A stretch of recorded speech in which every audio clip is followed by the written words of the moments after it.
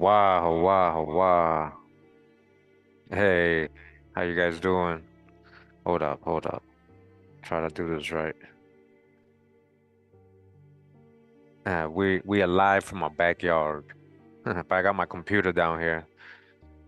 Pura vida, mi gente. I hope you guys are having a good day. Much love and respect. Thanks for tuning in on your Shabbat. Shabbat Shalom. Hey, much love to all the people out there. Live. We live. Hold on, let me try to switch real quick.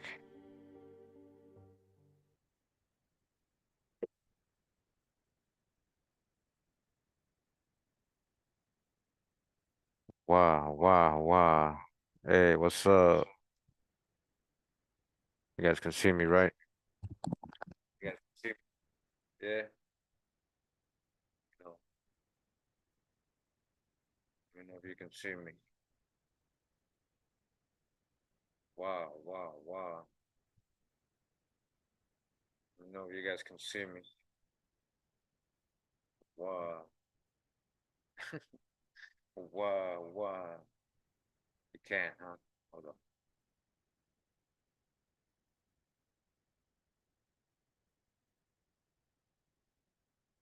Wow, wow, wow, wow. Test, test, test. One, two, one, two. Oh, no video, just name showing. Okay. That's too bad. I don't know why it doesn't want to show the video. Hold up. That's on my phone. Here you go. You guys see me now? You see me now? One, two, one, two. One, two, one, two. Can you hear me too?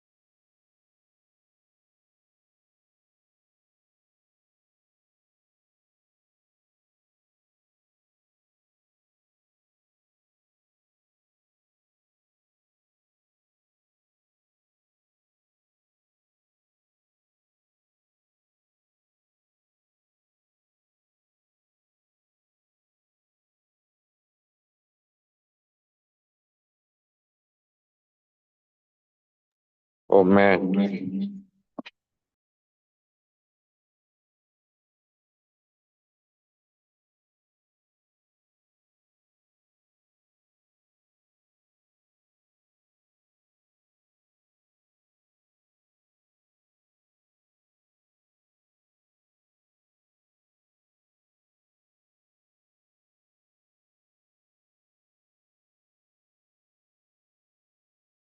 Uh, they hating big time. Yo, yo, yo, they hating big time. Wow, wow, wow, yeah. Much love and respect. Pura vida, pura vida. Yeah, yeah, yeah. Yeah, they didn't wanna, they were hating big time. My fault, guys. But thanks for being here. Appreciate you guys. Even with the technical difficulties. Yeah, don't mind the dirtiness. That's from the rainy season, the water coming down. Yeah. Yeah, loud and clear. Now we're good now. Yeah, we're good now. We're good now. Gonna check out this book, The Jews in the Caribbean by Jane S. Gerber for review, critique, education, commentary. Make sure to get the book if you like it. All right. Make sure to get fair use. Fair use. Does it sound good now? Here you go. Yeah. Sound good now? Come on, guys. Come on, guys. Come on, come on, come on. Keep activating. All right. So does it sound good still? Huh?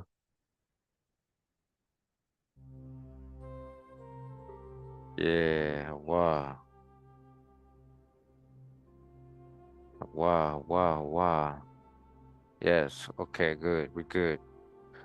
We good.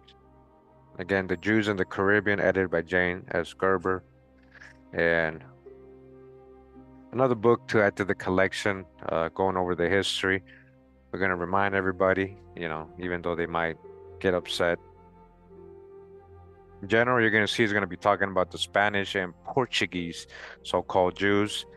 And we know those are the so-called Iberian Jews or Sephardic in general. The general consensus of the Portuguese Jews was that they were very dark complexion people. They were being called black, Negro, everything. All right, we got the whole history, right? So we go to the introduction of the book, and it says, it is more than a decade since the first academic gathering dedicated to the subject of the Jews and the expansion of Europe in the West convened at the John Carter Brown Library at Brown University in 1997. In the interim, new research has led to the expansion of Atlantic studies, Sephardi studies, and diaspora studies as discrete fields of inquiry, suggesting a redrawing of the temporal and geographical boundaries of the history of the Jews in the early modern period. A second conference, Atlantic Diasporas, was held at Johns Hopkins University in March 2005, its papers appearing in published form in 2009. The presentations at the two gatherings emphasized the importance of transnational and interdisciplinary perspectives in studying the early modern period and its Jews. Since new research often tends to proceed along parallel lines with little communication and few points of intersection across specialties or specialities, one of the goals of the Conference of the Jewish Diaspora in the Caribbean convened in Kingston, Jamaica in January 2010, edited the Jewish Diaspora of the Caribbean, was to bring together senior scholars from several disciplines and junior scholars in the early stages of their research to explore the Jewish diaspora in the Atlantic world. The second goal of the gathering was to shed light specifically on the history and culture of the Jews in Jamaica and to emphasize the importance of local developments and understanding broader regional and international currents. Okay? Wow. Existing scholarship on the Jewish experience in the Americas has tended to focus on its new Christian antecedents in the Spanish and Portuguese-speaking world, right, after they converted. This emphasis reflects the dramatic Iberian origins of the earliest Jewish and crypto-Jewish enclaves in the Atlantic, as well as the richness of Spanish archival sources, a result of the zeal of the Spanish and Portuguese Inquisitions and ferreting out information from their victims. In contrast, research on the Jewish settlement in the Dutch and British colonial empires in the Caribbean has been frequently hampered by the paucity of sources, a consequence of the recurrent hurricanes and earthquakes in the region. The burgeoning field of Atlantic studies has raised new questions and provided alternative perspectives on the study of Jewish history in which conventional views of center and periphery and early modern history has been challenged. It is increasingly apparent that the parameters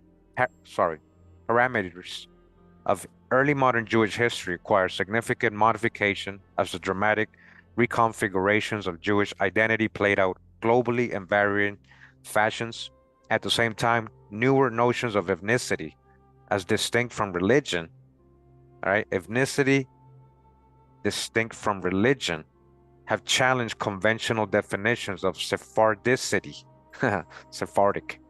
To say the Caribbean Jewry became part of a heterogeneous new world with changing and multivariate multivalent ethnic and racial identities, all right, multi-ethnic and racial identities,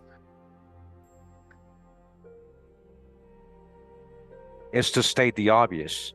Yet traditional depictions of Sephardi cosmopolitanism have not usually included the rich local texture of the Caribbean diasporas. He's literally telling you they're not really depicting always, you know, it's multiracial and people of color. That's what they're saying.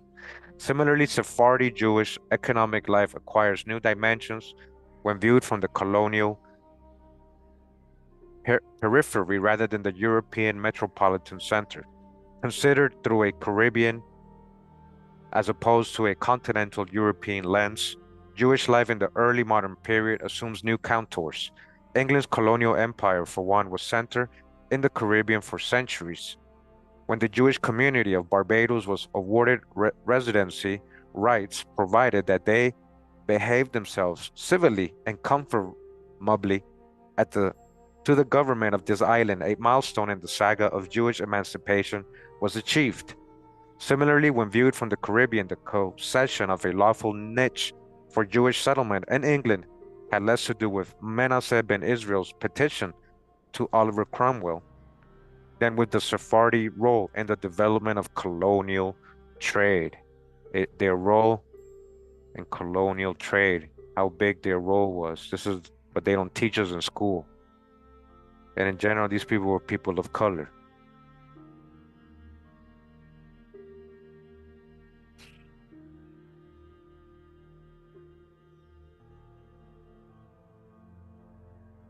Nor can the affluence and mobility of Amsterdam's celebrated 17th century Jewish community be fully understood without reference to its ongoing economic ties to Curaçao and Suriname, right? With the expansion of Europe in the West and the formation of multiple Jewish diasporas, right? Not just African, alternative interpretations of Jewish identity and Jewish community appeared. Issues such as the emergence of modernity and the attainment of civic emancipation for the Jews acquired new meaning. In short, Caribbean Jewish life was neither simply an extension of the Jewish communities of London and Amsterdam, nor an appendage of North America. Jewish life in the Western Hemisphere begins with the crisis precipitated. Listen, how did it begin? By the expulsion of the Jews from Spain and Portugal. And at the close of the 15th century, as a result, a transnational Sephardi diaspora began to take shape, stretching eastward from Iberia to the Balkans, the Levant, and Asia Minor, and westward to Brazil, several other points in South America, and the Caribbean islands. In the immediate aftermath of 1492, the majority of Spanish Jews moved directly over the border into Portugal, only to find themselves trapped there 5 years later and forcibly converted, right? Converted by force. As you guys know, like refugees fleeing the Spanish Inquisition, the Catholics, don't think of them as only being so-called white either. We're talking about people of different hues, complexions, dark on both sides, so-called black on both sides, and the Catholics, and with the crypto Jews or new Christians, these Protestants, all that. Yeah, we're talking about Moranos. We're talking about Moriscos, crypto Jews, crypto Muslims. It's not just Jews. All right, Moorish people, Moors. Okay. I'm just going over the chat and just looking. Appreciate everybody that's tuned in. All right, where are we? So when King Manuel I ascended the throne of Portugal in 1496, he faced two contradictory pressures. On the one hand, he aspired to expand the Portuguese Empire into North Africa and around the Horn of Africa eastwards. His Portuguese Jewish population could play a positive economic role in such colonial ventures. On the other hand, however, he sought the hand of Princess Isabella of Spain and the eventual union of Spain and Portugal that such a betrothal promised. Reluctant to lose his talented Jewish population as demanded by the Spanish royal house, yet eager to embark upon his royal marriage, Manuel opted for the forced conversion of the Jews by prohibiting any further practice of Judaism on Portuguese soil while simultaneously closing Portugal's borders to emigration. The Portuguese government imposed a de facto forced conversion to Christianity on all Jews remaining on Portuguese soil. A unique sociological phenomenon emerged as a result of this cynical and cruel measure. Right? So as long as they started converting and they were only Jews and Muslims in secret, that's where the crypto comes from, guys.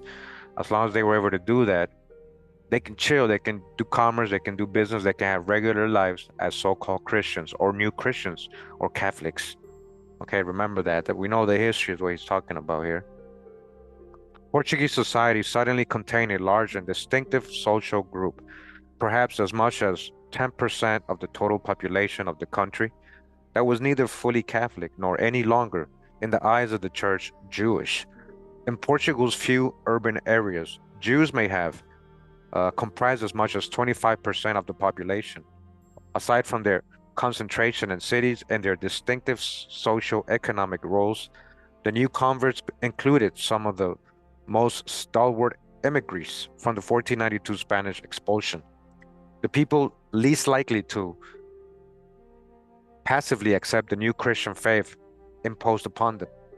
The formerly Jewish population, known variously as La Nación, which means the nation, or Cristãos Novos, which is in Portuguese, new Christians, right? In the Portuguese domain, and as La Nación Conversos or Marranos, all right, Marranos, Morenos, Marranos, Morenos, in the Spanish realm, formed a definable entity whose integration, even under the best of circumstances, was problematic. In this instance, social integration of such a large and distinctive ethnic group was rejected by the Christian majority. Hey, much love to Georgia and everybody else all over the world. Much love. The new Christians who remained in Portugal after the deadline for departure were assured by the government that no ecclesiastical body would be established to question their religious practices and beliefs. The absence of an inquisition in Portugal for at least one generation facilitated the establishment of crypto-Jewish practices among individuals and groups of former Jews. Perhaps the majority of the formerly Jewish population proceeded initially to go underground, practicing those aspects of Judaism that could be expressed in the absence of synagogues, schools, books, and a formal community or religious leadership. All right. Sure, the music's not too loud. Let me know if it is. Since crypto-Judaism by its nature leaves few traces, it is difficult to follow the evolution of Jewish practice after its official demise in Iberia. The preservation of and transmission of Judaism were dangerous and circumscribed, especially after the establishment of the Portuguese Inquisition in 1536. In this context, fraught with suspicion and peril, the newly discovered lands in the West offered the possibility of refuge. Right? Refugees. Removed from Iberia, new Christians could conceal their Jewish ancestry, they can hide it, and evade the economic restrictions imposed on them as a result of the Jewish roots or their Jewish roots, okay? They could also cultivate clandestine forms of Jewish practice and identity far from informers and the surveillance of the Iberian Inquisitions. Many new Christians who emigrated probably also hoped to eventually participate in a Jewish life that they had never known or only dimly recalled. But Western European ports also beckoned. Before long, new Christian enclaves emerged in European commercial centers such as Antwerp, Bordeaux, London, Hamburg, and especially Amsterdam, as well as in the New World colonies across the Atlantic. This is where they were setting up shop, all right? New Christians who emigrated often remained in touch with relatives in the Iberian ports of Lisbon, Porto, Seville, and Madeira, and retained commercial and familial ties that transcended imperial boundaries. Guys, you guys understand? This is deep right here. Like, we did a lot of videos showing how they were all connected. They owned all the ports, the ships. They were the ones in charge of all the trade in colonial times, right?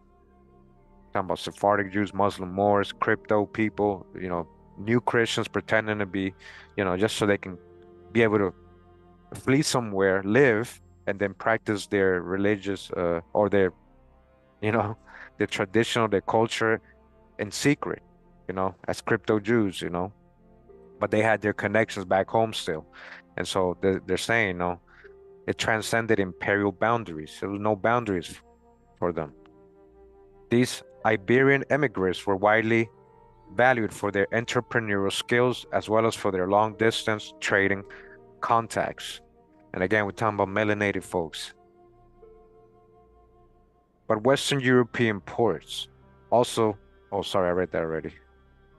One favorite destination of Portuguese New Christians during the 16th century was Brazil, where sugar production was emerging as an increasingly important factor in the international commerce. Between 1550 and 1650, modest investors could participate in sugar cargoes and even acquire fortunes in the sugar trade, right? Who's setting up the sugar plantations. When the Dutch conquered Portuguese Brazil in 1630, we're talking about Catholic Dutch, the new Christians who had gravitated to Brazil under the Portuguese were now finally able to espouse Judaism openly. All right, so actually that's when the Dutch, their friends, so-called Dutch, a lot of these Dutch were also Sephardic Jews coming from Amsterdam, and they had already gone there and established a life, since the Inquisition had made them flee Spain and Portugal. They ended up in their new capital. They called it New Jerusalem, and Amsterdam was called New Jerusalem for the Sephardic Jews. They were deep, really deep in Amsterdam and the Netherlands up there, and all these towns in Europe before they made it to the Americas. So they came in under different tags like English, Dutch, Irish, and but a lot of them were their ethnicity was Spanish and Portuguese, or so-called Jewish and Muslim. So Brazil was one of their spots. They're setting up sugar plantations everywhere, and when their boys, the Dutch, or their own family, their own people came in town, the Dutch, they had probably taken the Catholics out. They were able to be Jew, so practice in open. They didn't have to hide and say they were Christians. They can say, I'm Jew, I'm Sephardic Jew now. So able to espouse Judaism openly, the newly found religious freedom of Brazil also enticed hundreds of Portuguese new Christians and Jews from various parts of Western Europe to cross the Atlantic to participate in the new economy, as well as to join the faith of their forebears. With their right to profess Judaism in Brazil under the newly proclaimed Dutch administration, temporarily assured, Sephardim began to assist actively in the shaping of Dutch transatlantic commerce.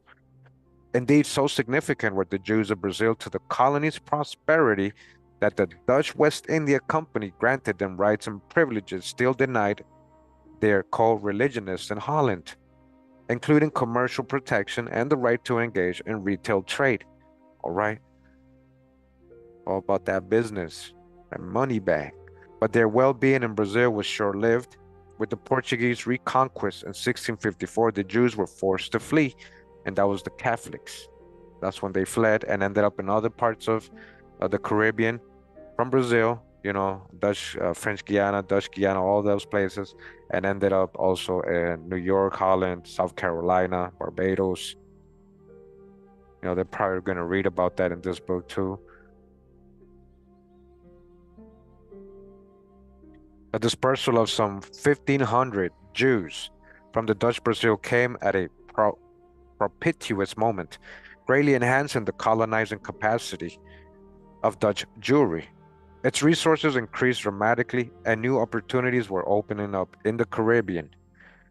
Many Brazilian Jews returned to Amsterdam. Look, listen, many Brazilian Jews returned to Amsterdam. Others spread throughout the Caribbean. A relatively large number migrated to the Guianas, Barbados, Martinique, and in Jamaica. Jamaica, as well as New Amsterdam, right? As well as New Amsterdam, meaning New York, from the Caribbean, black folks. That's the thing they don't tell us in history. These Brazilian immigrants, now openly practicing Jews, successfully negotiated the establishment of the new Jewish communities and played a significant role in the development of the non-Spanish Caribbean. Among those who returned to Holland, many subsequently joined other Jews from Amsterdam and London in the emerging commercial opportunities in the Dutch and British Caribbean. It was during the 1650s, as a result of the demographic shifts following the Dutch defeat in Brazil, that Amsterdam Sephardi Jews established a Jewish settlement in Dutch Curaçao. Sephardi Jews were deemed to be valuable settlers by European Protestant colonial powers. It's the same people. Remember who's the Protestants? That's the Allies. That's their own people. Their family networks spanned the globe. But I was just saying, while their surviving web of business ties in Iberia could be especially beneficial to commerce. Moreover, they were conversant with trading conditions in Europe and the Ottoman Empire and spoke the languages of both regions. They shared with the English and the Dutch a common hostility to Spain and Portugal based on the case of the Sephardim, on their tormented past and the continuing plight of crypto Jews and new Christians on Iberian soil. The presence among them of merchants, who's the merchants, right? Planters, artisans, and experts in tobacco, sugar, dye woods, and other commercially significant products of South America enhanced their attractiveness as a source of manpower and utility to the colonial powers. In the opinion of historians David Sorkin and Louis Dubin, the Sephardi Jews constitute a distinct social type that they identify as poor Jews. All right, the poor Jews, here you go, the community of poor Jews. We read a lot of articles, a lot of books mentioned and talk about this. All right, this is a whole history that is it's not even told correctly to us. They just throw words out there like Jews, and we just picturing like modern day, what we think of modern day Jews and what they are at today and what they look like and all that. But yeah, it's deep.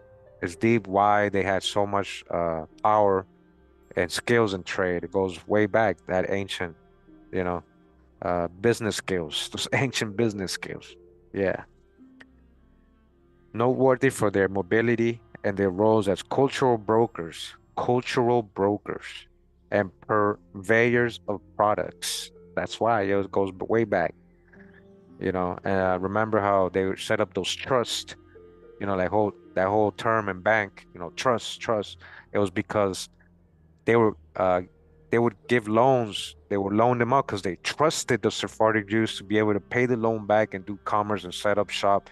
That's where that whole trust comes from. Remember, we read that in the one of the books recently, right? Another book we're reading on the Sephardic Jews. Okay. It says there, the enterprising Dutch recognized the commercial assets the Sephardim could bring to the Low Countries and the Dutch colonies, and acknowledged their presence by granting them the right to practice Judaism in Amsterdam, albeit inconspicuously in the early 17th century.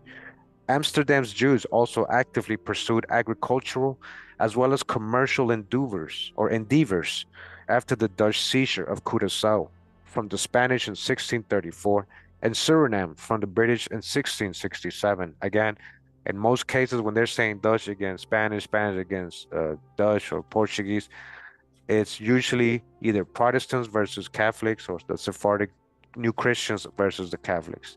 That's really two different groups under the banners that they were using at the time they were representing. Oh, I'm representing the English Catholics, so they're English. But they were fighting a lot of the time, so-called Christians but they weren't. That's the whole point. There was reason why they were fighting the Protestants and the Catholics. A lot of the Protestants were converted new Christians. There were Sephardic Jews and Moors. The history of the Jews of Jamaica forms an integral chapter in the life of the new Christians of Iberia. Secret Jews and descendants of former converts probably numbered among the first Spanish settlers to the island. These are your first Spanish settlers. And it's the same deal with here in Costa Rica. It was literally a bunch of Sephardic Jews and Muslim Moors, fleeing, setting up shop here in Costa Rica. You know, people who came and mixed with the Indians, right? The history. So in Jamaica, secret Jews and descendants, they were the first settlers of the island. According to some reports, they even served as guides to the conquering British fleet when it took the Spanish port of San Diego and de la Vega, Spanish town. That's famous Spanish town in Jamaica in 1655. Almost immediately after the British occupation of Jamaica in 1655. All right, so the British, they mean the Catholics, right, under the British, right, government, came. They took control of, because there was a lot of Sephardic Jews. That was also Pirate Haven, right? Port Royal and all that. These are your same people. These are all the same people. They're doing a type of commerce, right? The pirates or privateers, a lot of the time were being hired to do what they were doing, sacking Catholic ships. Remember the whole history we've gone over, you know. So almost immediately after the British occupation of the Catholics of Jamaica in 1655, the so-called Portugals or the Portuguese that were there established an openly Jewish presence in the commercial center of Port Royal. I just said it. I didn't even know I was about to. I just told you, right? Port Royal. Wasn't that famous for the pirates? And, it was one of the craziest places at that time in those colonial times. It was a lot of crime, a lot of violence. It was crazy. Port Royal was crazy, guys, if you read about it. And then they even had a cataclysm happen and it was destroyed and it's like underwater now, like on the coast, the edge, a lot of it, the old part of the town is under the water and stuff. Yeah, believe it or not, that happened like in colonial times too. So these openly Jewish, right, settlers, so-called Spanish settlers, they opened a commercial center in Port Royal. Huh. In contrast to Dutch Curaçao, Danish St. Thomas, or English Barbados, where the Jews were concentrated in few urban centers, or to Dutch Suriname, with its distinctive plantation economy and unique ethnic intermixing. Jamaican Jewry was widely dispersed in several towns and villages. They were all over the place in Jamaica. Listen, there's a lot of your heritage here that you don't even know about. This is what I'm trying to explain here. Always thought it was so-called white folks, and it's not so. Not all the time, not in general. During these times. So many Jews of Jamaica were dispersed in several towns and villages, as well as in the main population centers on the island, and soon possessed numerous synagogues and cemeteries. As the island flourished, the Jewish population grew apace. At the time of the American War of Independence, when only 120 Jews resided in Newport, Rhode Island's famous Jewish community, and 600 Jews resided in Charleston, South Carolina. Jamaica housed a Jewish population of 900, and Suriname in 1787 contained 1,292 Jews, forming in both instances a significant proportion of the resident European population. So again, remember, this is just the people who were openly still being called Jews. They hadn't converted or were in hiding their identity, as new Christians. So they're not counting those. This is what I'm just a side note right there. At its peak in 1881, the Jewish population of Jamaica numbered approximately 2,500 out of a total white population of 14, so-called white or Europeans, I mean, right? Of 14,432, constituting the most important Jewish community in the Caribbean. By the 18th century, distinctive Ashkenazi, by the what? 18th century later on, distinctive Ashkenazi communities existed alongside the Sephardim in the region. The contributions to this volume are dedicated primarily to the Jewish settlements of the Dutch and English colonies in the Caribbean, with a focus on the Jews of British Jamaica in the 17th and 18th centuries. It would be incorrect, however, to overemphasize any specific national loyalties or identities of the Jews in the proto-nationalist societies of the 17th and 18th centuries. Jews enjoyed varying political conditions under the several European powers, despite the economic and political competition among the European nations throughout the region. Jewish intercommunal trade and social and familial networks straddled the various empires. Distinctions based upon different sovereign powers were muted among the Jews. The Dutch language, for example, scarcely figured in either naming patterns or cemetery inscriptions for generations. The Portuguese Jews of the 17th and 18th centuries circulated among the various imperial systems, fairly insulated from the raging theological divisions and political rivalries characterizing the European powers of their day. As we shall see in several of the chapters in this volume, the favorable status of the Jews in the Caribbean frequently anticipated their legal emancipation in Europe. Caribbean Jews bore some resemblances to their co-religionists in Europe. Portuguese persisted among the Portuguese Jewish diaspora, largely as a language of symbolic importance, particularly in religious life. At the same time, unique cultural expressions and manifestations of ethnicity emerged in the ethnically diverse slave societies of the Caribbean. In constant contact with one another, they frequently moved from one island to the next, often crisscrossing the Atlantic to the ports of Western Europe. Early on, the Jews were ousted from the French Caribbean. Remember the Black Coats? That was for the Jews, Sephardic Jews, and Moors of the French colonies. That was Black Coats was established, right? As it says, banished by the Code No Or. This is in this book, 1685, which means Black Code, the Code No Or, No Ear, Nor, Noir, banished because of the Black Codes. Jews and Muslims and Moors were banished from the French colonies. They moved to more favorable conditions in Curaçao. Regardless of the European power and control, Amsterdam and its Jewish authorities loomed large in all the Caribbean Jewish settlements in the 17th and 18th centuries, with London gradually gaining in importance in the 18th and 19th centuries. Part 1 of this volume focuses on the historical background of Jewish communities in the Dutch and British Caribbean and explores some of their defining features. Miriam Bodian, a prominent historian of Portuguese Jewry, traces the roots and migratory patterns of the Western Sephardic diaspora, describing a highly mobile international. Bodian also notes that the international trading community that dealt in colonial commodities such as indigo, cacao, and sugar. Bodian also notes that the Portuguese Jewish diaspora tended to experience a looser form of adherence or affiliation to Judaism after discarding its crypto-Jewish mask and formally adopting Judaism.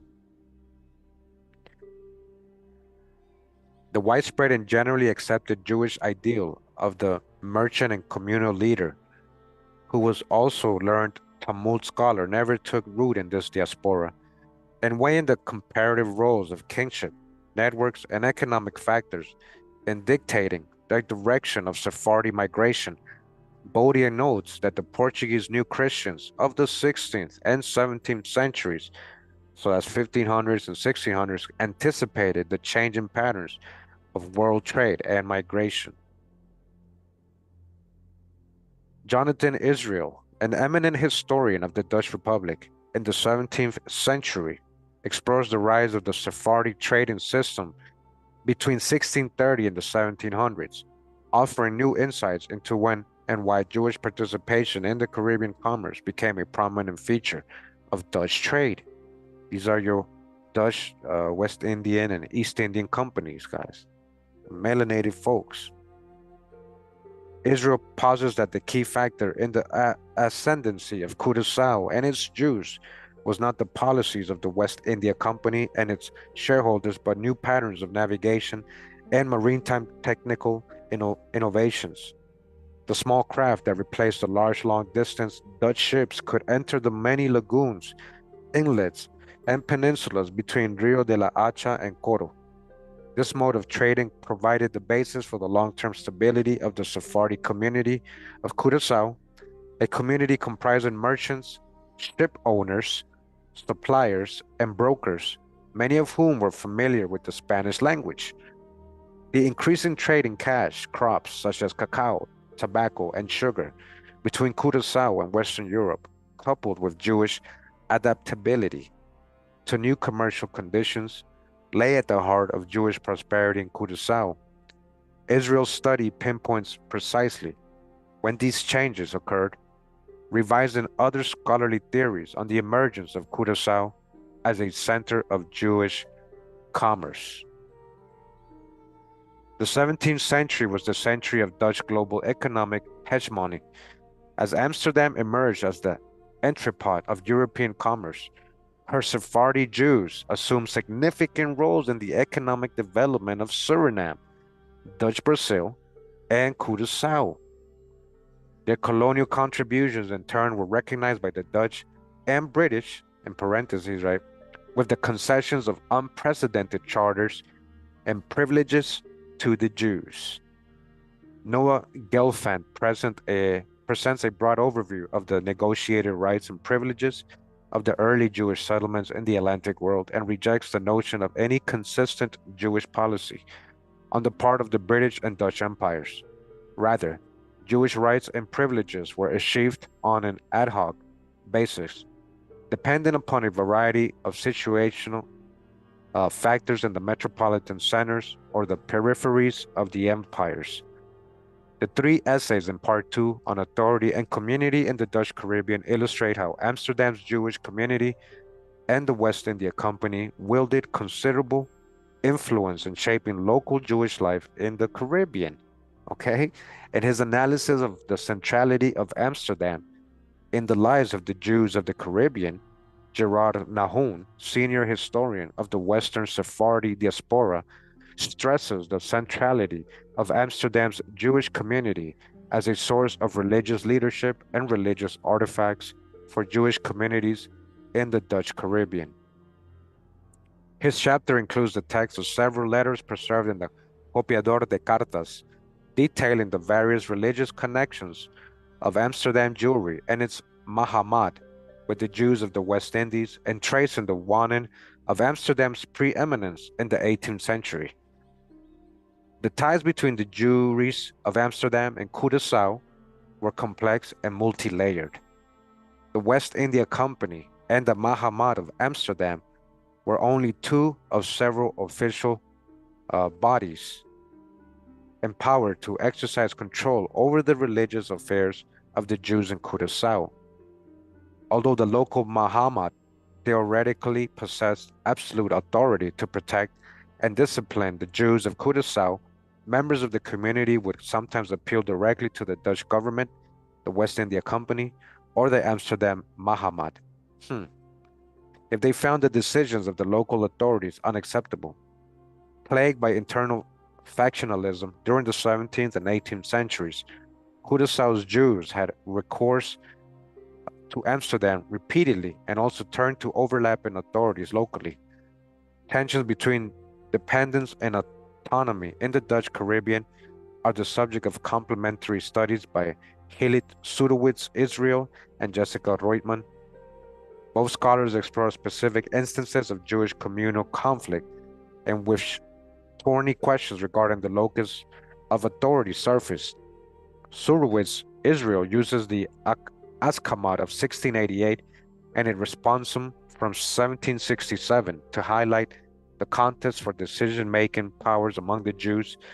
Jessica Reutemann presents a lively chronicling of the complex unfolding of events during an acrimonious communal conflict in Curaçao in 1746, adding nuance to standard histories of the West India Company and its powers vis-a-vis the Jews. Both studies demonstrate that the Western Sephardi Jews proved unable to resolve their communal conflicts in the early modern period, as many areas of life began to elude the all-embracing hold of the religious community and its oligarchic rule. Joseph Kaplan has shown elsewhere how misuse and overuse of the Hedem in Amsterdam in the 18th century was one important index of this growing phenomenon. So although the Caribbean never ranked among the main cultural centers of Sephardi Jewry, its history is not devoid of artistic interests or achievements. Part 3 examines the material and visual culture of Jamaican Jewry in chapters by art historian and biographer Jackie Ranston, architect Rachel Frankel, and architectural historian Barry Stifel.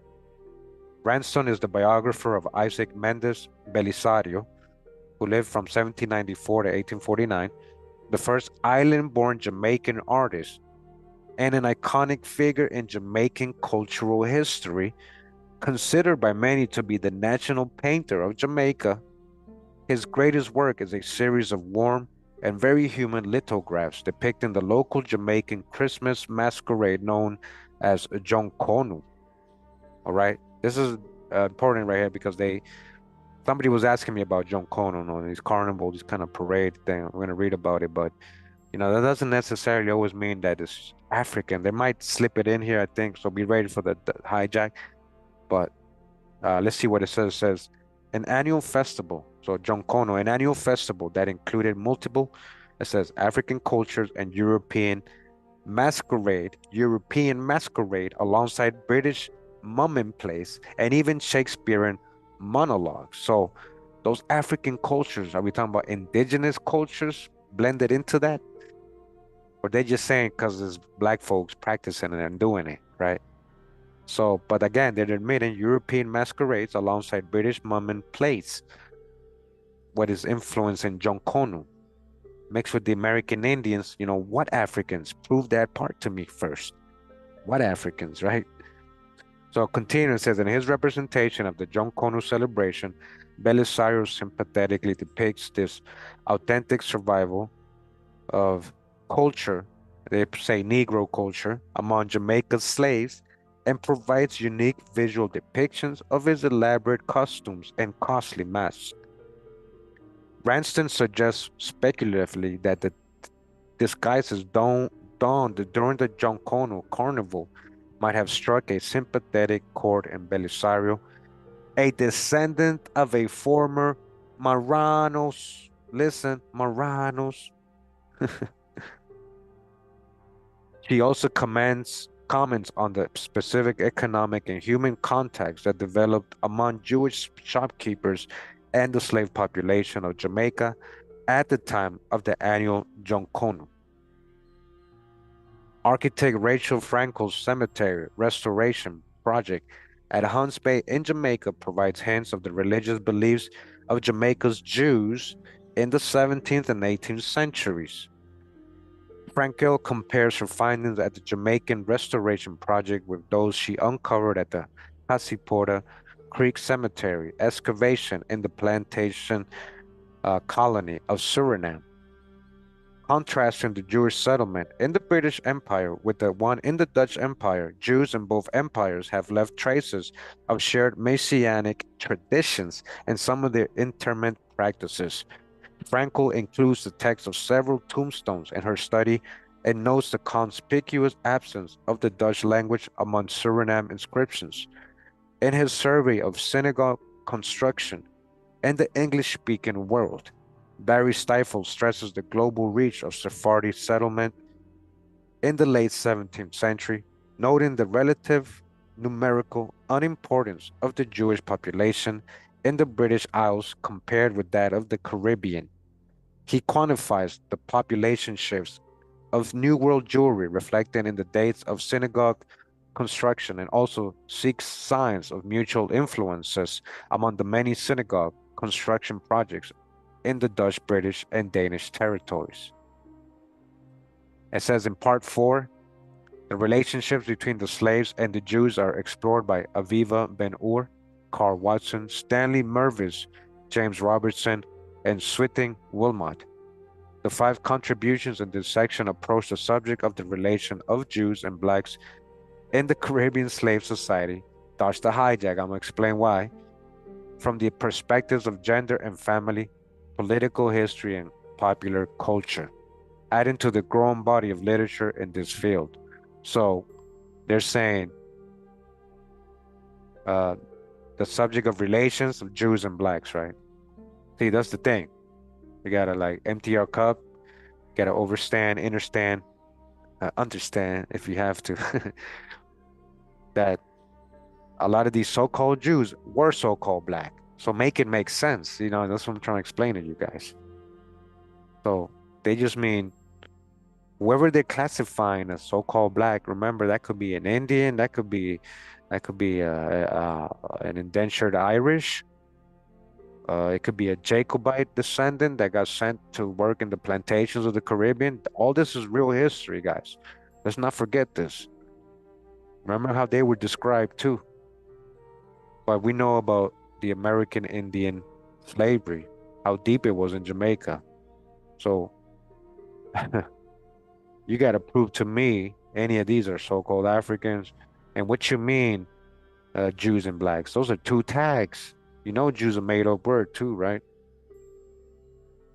Historian Aviva Ben-Ur examines the cultural heritage of Negroid, they're saying African, Sephardi Jews of Suriname. Okay, the ones from Suriname, huh? The Sephardi Jews, they're Negroid, or they're saying Euro-African of Suriname. In her fascinating study of the Jewish identity of enslaved and manumitted mulattoes, who were the offspring of Sephardi Jews and their former slaves, focusing on a few who were the on a focusing on a few dozen Negroids in 18th century Suriname, or Euro Negroes in Suriname. Ben-Ur invokes naming patterns from tombstone inscriptions, wills, and communal registers, oral testimonies, combined with genealogical research and archives in The Hague to recreate Euro Negro cultural identities. Conversion to Judaism, according to Ben-Ur, was only one index of identity and not necessarily the most important one. So that's also a thing, that whole Euro-African, Negroid or Negro, like Europeans were so-called black or Negro too. They're just saying that a lot of these people who were known to be European or known to be survivors were also so-called black. So they got to add the African in there. And so this is what I'm trying to help you understand. It's not about hating certain people or just, blackwashing it. This is just the truth. And if the shoe fits, you got to tell the story correct. It's not about what you believe or what your emotions feel. You don't want it to be real. You don't want it to be so. Or you just think that, oh, my teacher wouldn't lie to me. The college I go to wouldn't lie to me and say we come from monkeys if we didn't. That's what they teach you in college and universities, that you come out of apes. That's Darwinism. So, you know,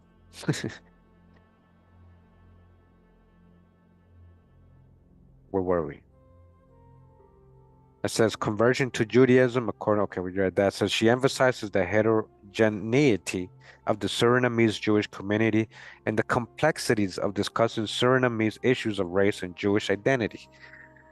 Stanley Mervis uncovers new evidence of bonds of affection between Sephardi men and their black or mulatto slaves or concubines and offspring through a close reading of wills and probate records in Jamaica.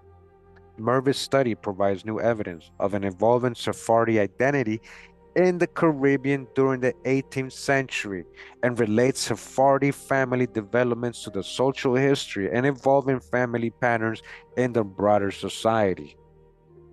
It's in your genealogy and ancestry, and a lot of you. Carl Watson's detailed description of the stipulations in the wills and records of Sephardi Jews in Barbados provides a vivid illustration of the creolization of the Barbadian population and the familial interconnections among its Portuguese Jewish populations. Jews were far more prominent in Jamaica during the 18th century than in the either Great Britain proper or any of her other colonies. Nevertheless, their political loyalties were subject to question and suspicion in Jamaica, particularly during the 18th century slave revolts. Jamaican historian James Robertson examines an incident of Jewish treason that allegedly occurred during the First Maroon War of 1728 to 1738, a war that was waged between Jamaica's self-emancipated former slaves, which could be American Indians or Black Europeans, not necessarily just, oh, that's a West African they're talking about. So, who's a maroon?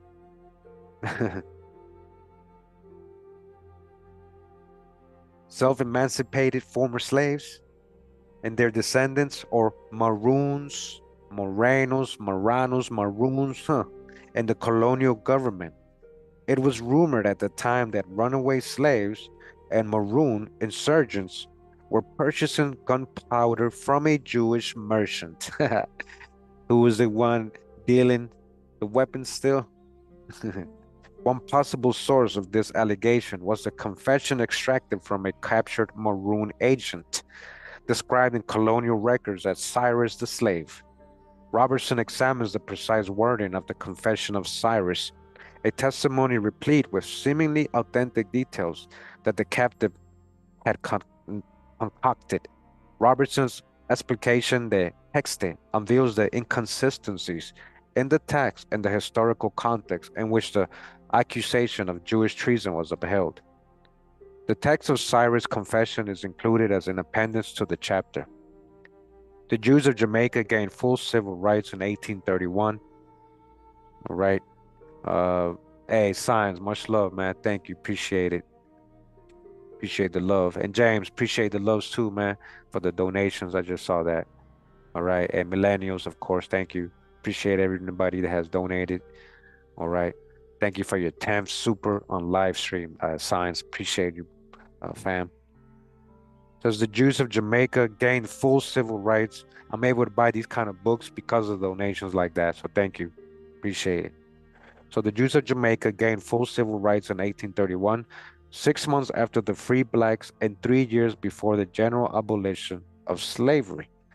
Significantly, it took another 27 years before the Jews in England were emancipated. Hmm. Nevertheless, color remained a divisive political issue long after the legal emancipation of the slaves.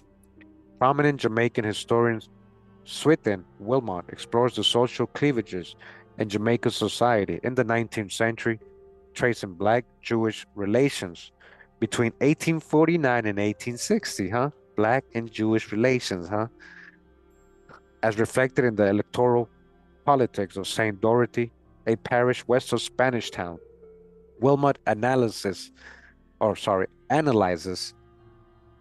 the ways in which the white Protestants, so-called white, perceiving Jews as off-white, although socially inferior, sought to make common cause with the Jewish merchant class and the wealthy free colors. The wealthy free colors. Wilmot's examination of the voting records in St. Dorothy Parish reveals an emergent alliance between the newly freed so-called black people, which can mean black Indians, so-called black Indians, or black Europeans, who are being freed. Both peoples were enslaved in Jamaica. A lot of Indians were enslaved in Jamaica, guys. So like when we're saying they freed a Negro or a black, like it could have been an Indian or a black European. Hey, Scion Train, man, much love, much aha. Really appreciate you. Thank you very much. Me and my family appreciate all you guys donating. Thank you. Appreciate it. Much love. Hawa bless. Hawa. Hawa bless everybody in the chat and everybody listening. Hawa. Shabbat Shalom. And again, a lot of your ancestors had this heritage. That's what I want to emphasize, right? Why do I bother reading all this stuff? So you can stand the impact and the influence and the culture in a lot of the island and even in the States, and even in the European countries before these so-called Europeans came, you know?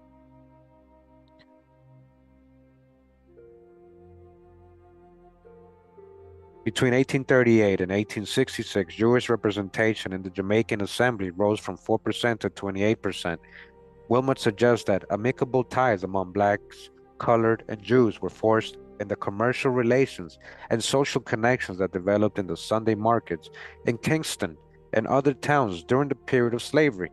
He demonstrates how Jewish retailers and black small settlers and colored artisans were able to build upon their earlier amicable relations to create a solid electoral partnership, and noting that Jewish electoral candidates also address issues such as education and more equitable property qualifications for suffrage that were of central concern to the new class of black small settlers. The field of Atlantic studies has drawn a new map of European settlement in the West, one that takes into account a broad arc stretching from Brazil to Newfoundland. From Brazil to Newfoundland, all right, all the way up there in North America, right? The far-flung Sephardi diaspora fits comfortably into this revised geographical sweep. Two scholarly considerations of the parameters of Jewish settlement are presented in Part 5. American colonial Jewish historian Eli Faber redraws the boundaries of early American Jewry, placing it within an arc in which the Jews of London, Amsterdam, and the Caribbean are all linked to the North American mainland. Are all linked to the North American mainland. There's a link here. This is real history.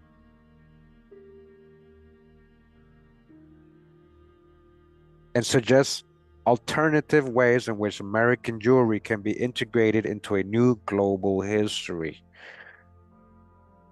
Both Faber and curator Dale Rosengarten invoke the family histories of long familiar colonial American Jews to illuminate their more expansive definition of American Jewry.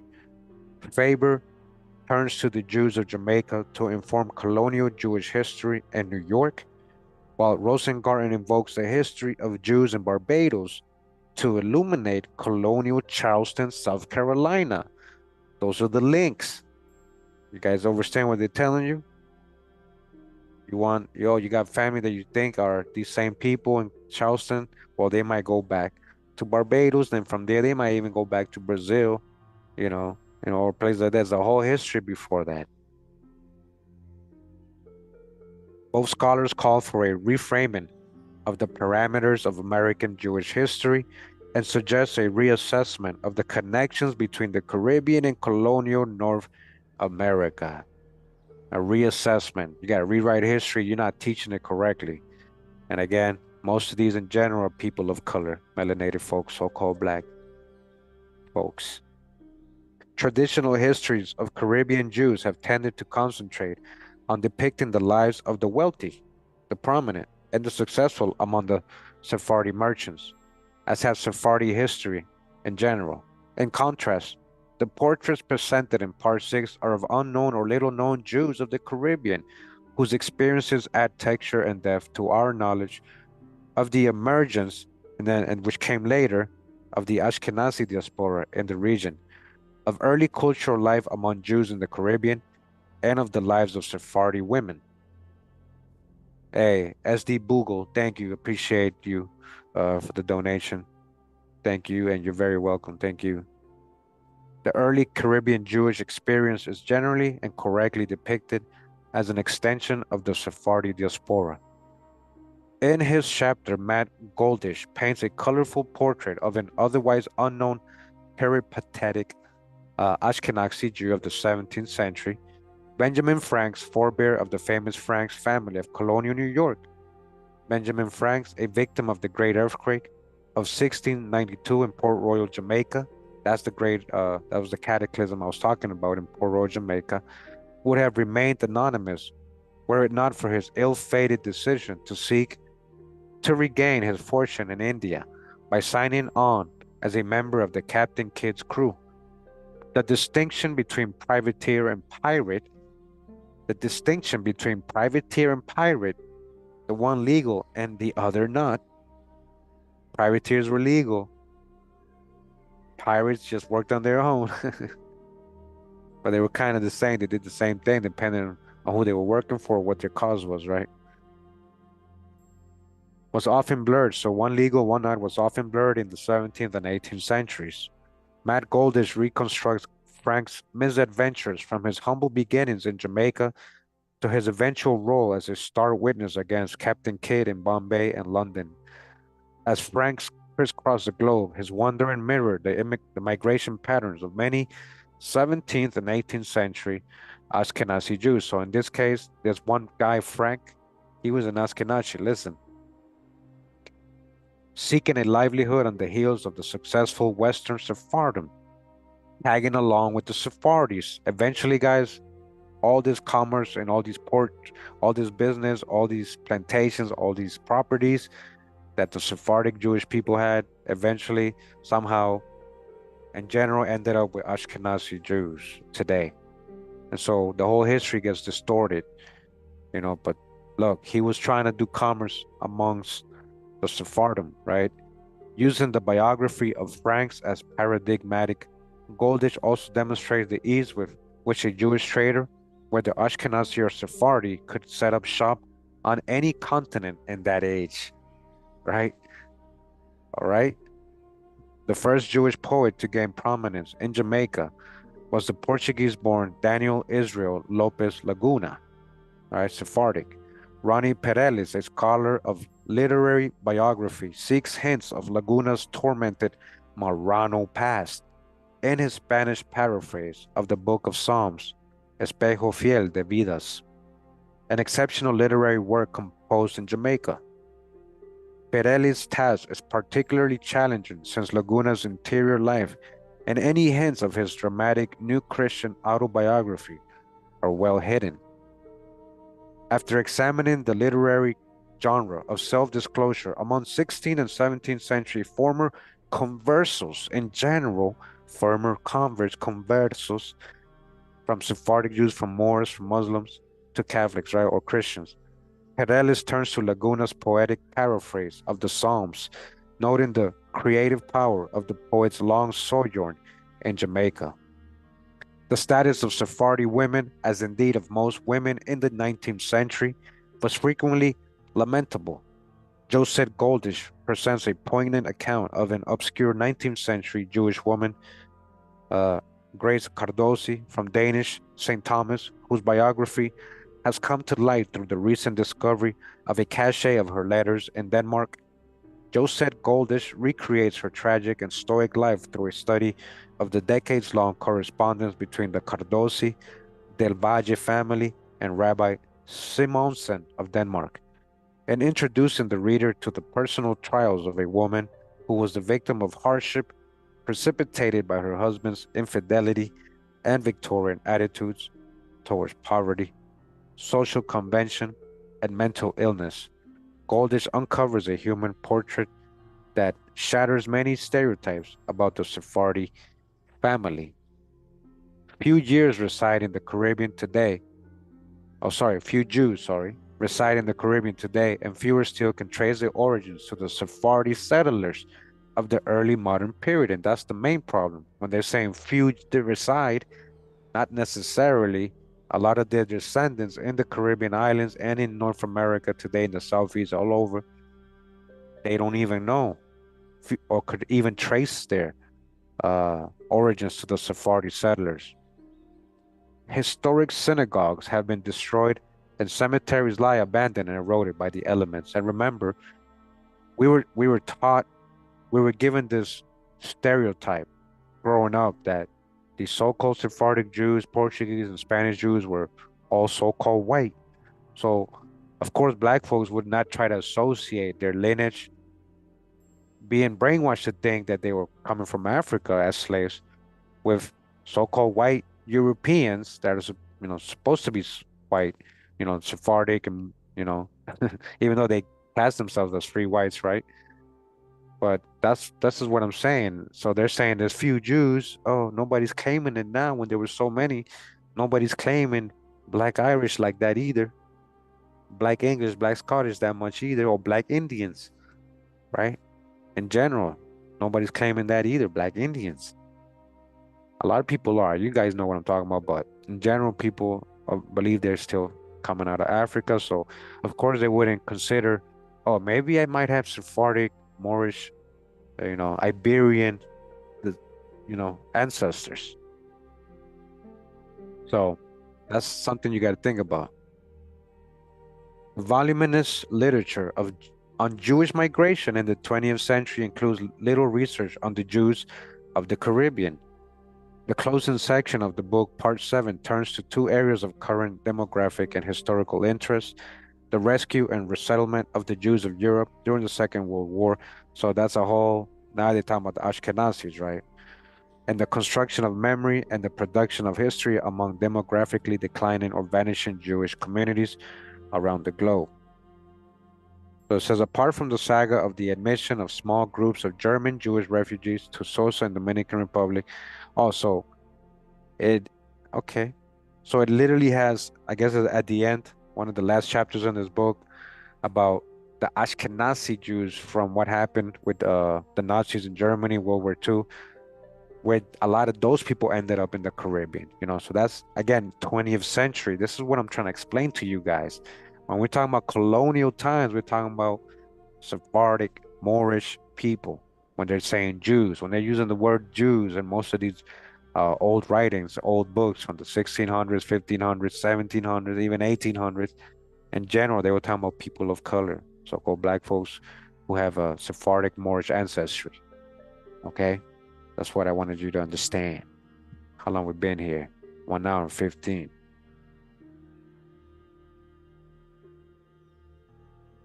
Oh, we got a lot of good. We're going to read a little bit of part one.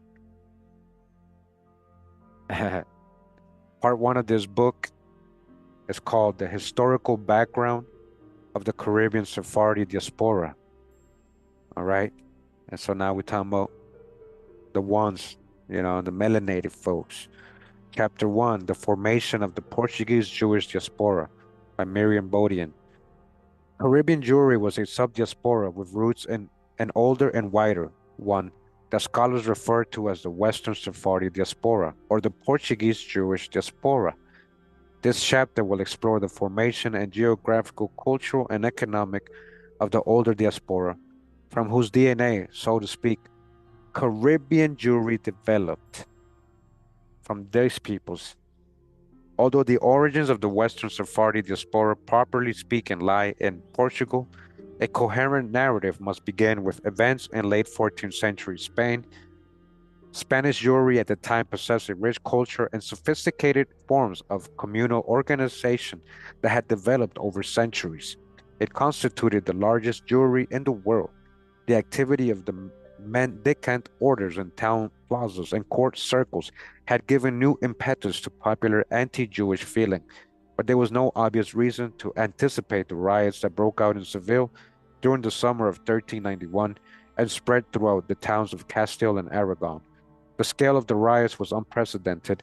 We have no statistics, but it is evident from the documents that many Jews were killed. Of those who survived, many did so because they lived in communities that were not struck. Many others survived only because they submitted to baptism. Indeed, by the time the riots ceased, a significant new population of conversos had been created, and the newly baptized could not reclaim their status as Jews, although technically the church prohibited forced baptisms. Such conversions had long been viewed as valid after the fact. A baptized Jew who reverted to Judaism was a heretic, and if apprehended, was subject to severe punishment.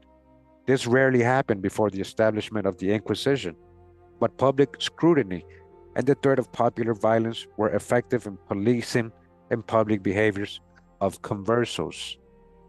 The consequence of an unprecedented sociological situation, the existence side by side of practicing Jews and backsliding conversos at a time of feverish and anti-Jewish preaching by mendicant friars, was a recipe for trouble. Hostility to unbaptized Jews persisted, and hostility to Jewish converts and their descendants, whose sincerity was suspect, grew. Tensions led to the establishment of the Spanish Inquisition in the early 1480s in order to eliminate converso Judaism. These tensions also precipitated the expulsion of the unbaptized Jews in 1492 in order to eliminate converso contact with the source of religious pollution, all right? And as a reminder, 1492, the same year Columbus supposedly came, right? And discovered a place that already had people. He couldn't discover a place that already had people, but the fake story says it, right? But either way, we found out, Columbus, so-called Columbus, Salvador Fernandez Sarco was a Sephardic Portuguese Jew, so-called black man. He left during the same time that Jews had to leave Spain and Portugal. What a coincidence that they came the same year that so-called people discovered America. The same year the Jews had to leave Spain and Portugal, right? For good. Genealogically, Caribbean Jewry has his roots in the Spanish Jews expelled in 1492, who were not descendants of the Jews baptized in 1391 or thereafter. These Jews, whose families had resisted Catholic missionizing pressures in the century leading up to the expulsion, had come to view the church with a high degree of revulsion. During their last decade in Spain, that is, after the establishment of the Inquisition, they had witnessed the Inquisition's terrorization of their erstwhile co-religionists, which surely rendered the option of choosing baptism over exile after the edict of expulsion an unpalatable one. Consider the cautionary remark of a converso in 1491 to a young Jew who was contemplating conversion.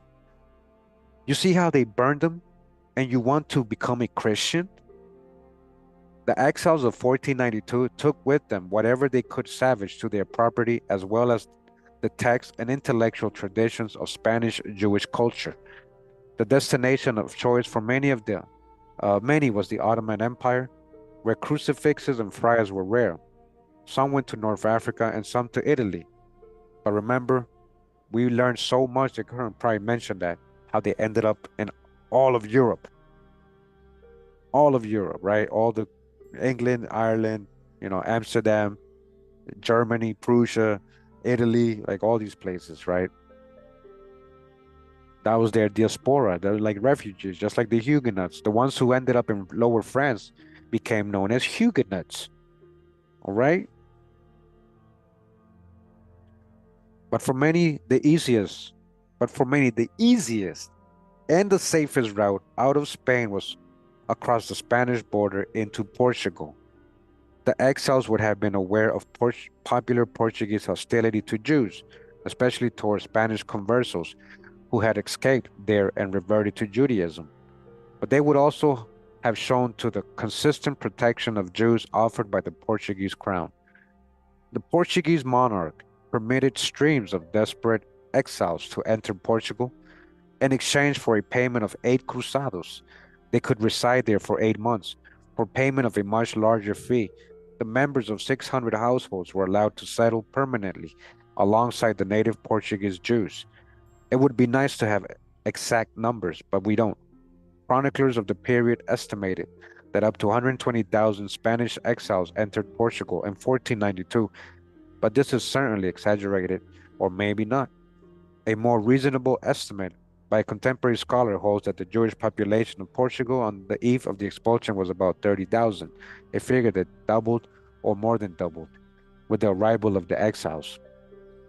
An influx of Jews at this level would have had a palpable impact on the towns of a kingdom with only about 1 million inhabitants and the Spanish exiles. It seems significant, though, that the documents we possess reveal no use of the term to distinguish between the natives and the newcomers, suggesting that the exiles quickly blended in with the native Jews, because it's the same people, guys. It's all fake borders. We're talking about Portugal and Spain.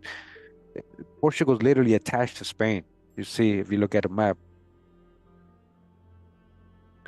So both groups, after all, were heirs to the same late 15th century Sephardi rabbinic culture. Like I just said, and Spanish conversos who had earlier fled to Portugal were already part of Portuguese Jewry.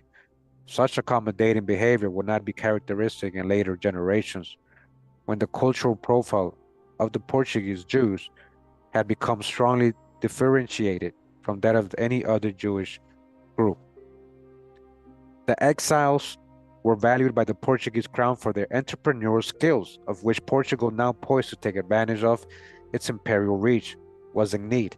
but popular hostility in the face of the wave of emigres, intensified by episodes of plague, threatened the relative equilibrium between Christians and Jews. Moreover, a potentially advantageous dynastic marriage produced a dilemma for the crown. The Portuguese king was eager to wed a daughter of Ferdinand and Isabella, and thus create the possibility that a son from this marriage would inherit the entire Iberian Peninsula. However, as a condition for this, the Spanish monarchs demanded that the groom-to-be expel the Jews. The Portuguese king did issue an expulsion decree in late 1496, but it remained largely a dead letter. A series of draconian royal measures aimed to induce the Portuguese Jews to convert culminated in the voluntary or forcible conversion of most of them by the spring of 1497.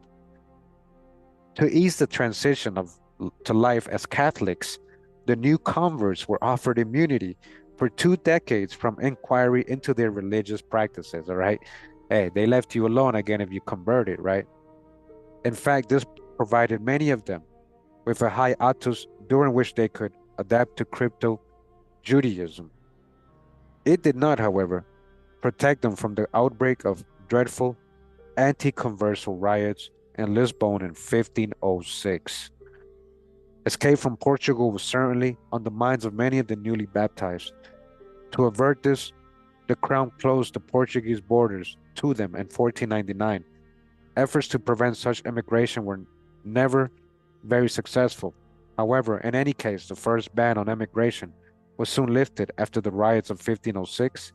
In the first half of the 16th century, those who managed to leave Portugal mainly followed the path of the Spanish exiles of 1492, settling in Jewish communities in Italy, the Ottoman Empire, and North Africa.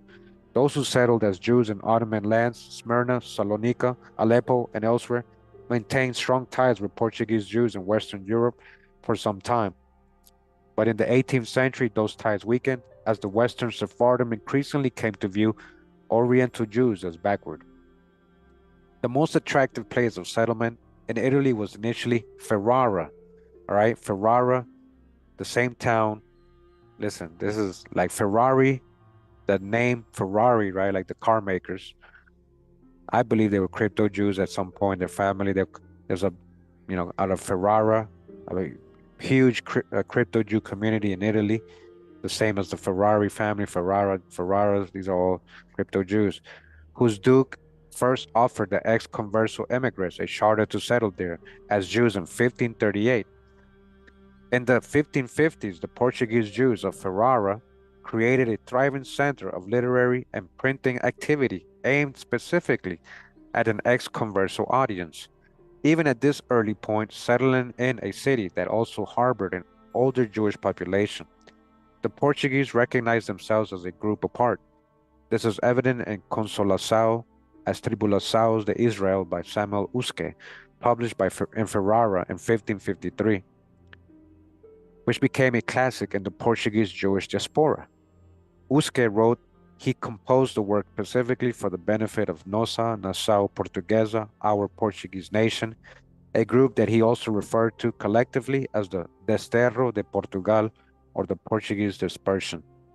This terminology employed within 2 generations of the forced baptisms and the first reference to the Portuguese ex-conversos as a distinct group that I am aware of reflects a clear awareness of the group's unique experience and fate. However, in Italy, with its Mediterranean orientation, its ghettos, and its overall rabbinic complexion, the pressures on Portuguese converso immigrants to modify their exclusivist inclinations were strong. And Venice, a great center of Western Sephardi life until the plague of 1630 and 31, the Portuguese or Ponentine Jews were recognized as a distinct group by the authorities in 1589. Yet the broad cultural mix of Jewish types in the Venetian ghetto led to a moderation of Portuguese difference there. The mechanisms at play in Livorno, which succeeded Venice in the second half of the 17th century as the major center of Portuguese Jewish life in Italy, were somewhat different. Yet there, too, friction between Jews of different backgrounds was moderated by the Mediterranean Jewish environment. The existence of the new Christian in Portugal's became newly precarious once the crown launched a serious effort in the 1530s to gain papal approval for a Portuguese Inquisition. A protracted struggle ensued between the crown and Portuguese New Christian lobbyists in Rome. Papal approval was eventually granted in 1536. A Portuguese Holy Office was established, and in 1540 it held its first auto de fe.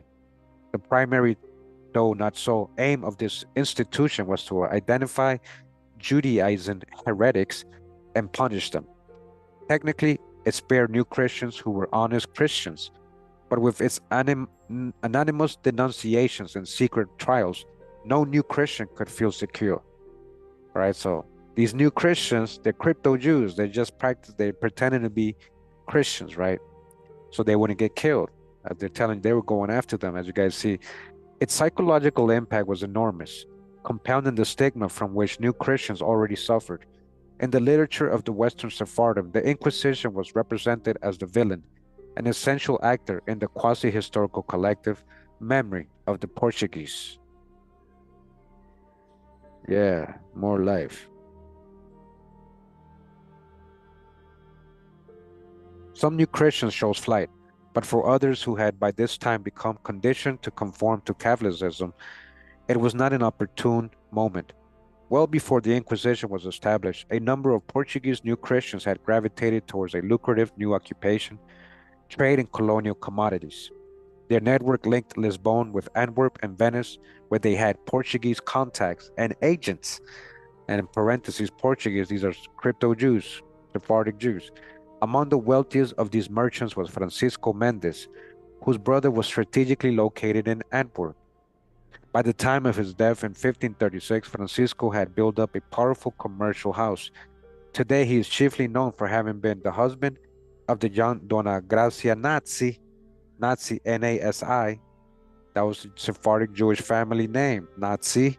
Listen, and it meant prince, like it was the prince family of the Nazis, of the Sephardic Jews, Nasi, before the whole World War II thing, bro. All right, we're talking about colonial times, bro. Today, it says in the following decades, Portuguese new Christian merchants began supplying European markets with sugar produced in Sao Tome, a Portuguese island of West Africa, where they were bringing Sephardic Jews and Moors and American Indians to work off the coast. We're not talking about the mainland, remember, just like in Cape Verde, off the coast from the 1560s when it began to be cultivated in Brazil. New Christians moved quickly into transatlantic traffic in sugar. These are black folks, okay? Traffic in sugar. They were the experts. Many of them strengthened their commercial network by relocating to Brazil.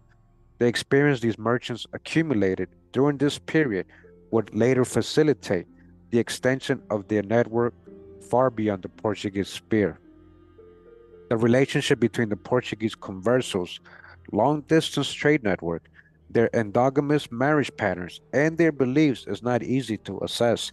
It is clear that they, far more than Spanish conversos, were likely to hold onto crypto-Jewish beliefs over many generations. The simple explanation is that they were descended from Jews whose families had for a century or more resisted pressures to convert in Spain, and who had themselves chosen exile rather than convert in 1492. They were descended, that is, from Jews who were highly motivated to maintain their ancestral beliefs and who raised their baptized children accordingly. Yet motivated though they might be, over time, the crypto Jews of Portugal lost touch with traditional Jewish life and culture. Unlike the exiles in Italy and the Ottoman Empire, they were isolated from both medieval rabbinic sources and the remarkable flowering of Jewish culture in the post-expulsion era.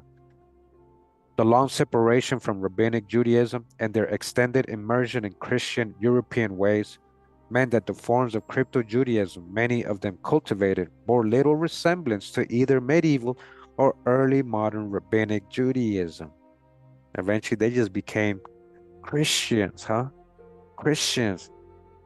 Not only did they know nothing of the Shulchan Aruch or Lurianic Kabbalah, they had lost any significant knowledge of Hebrew, and they had forgotten the very existence of the Talmud. In any case, not all of them were Judaizers.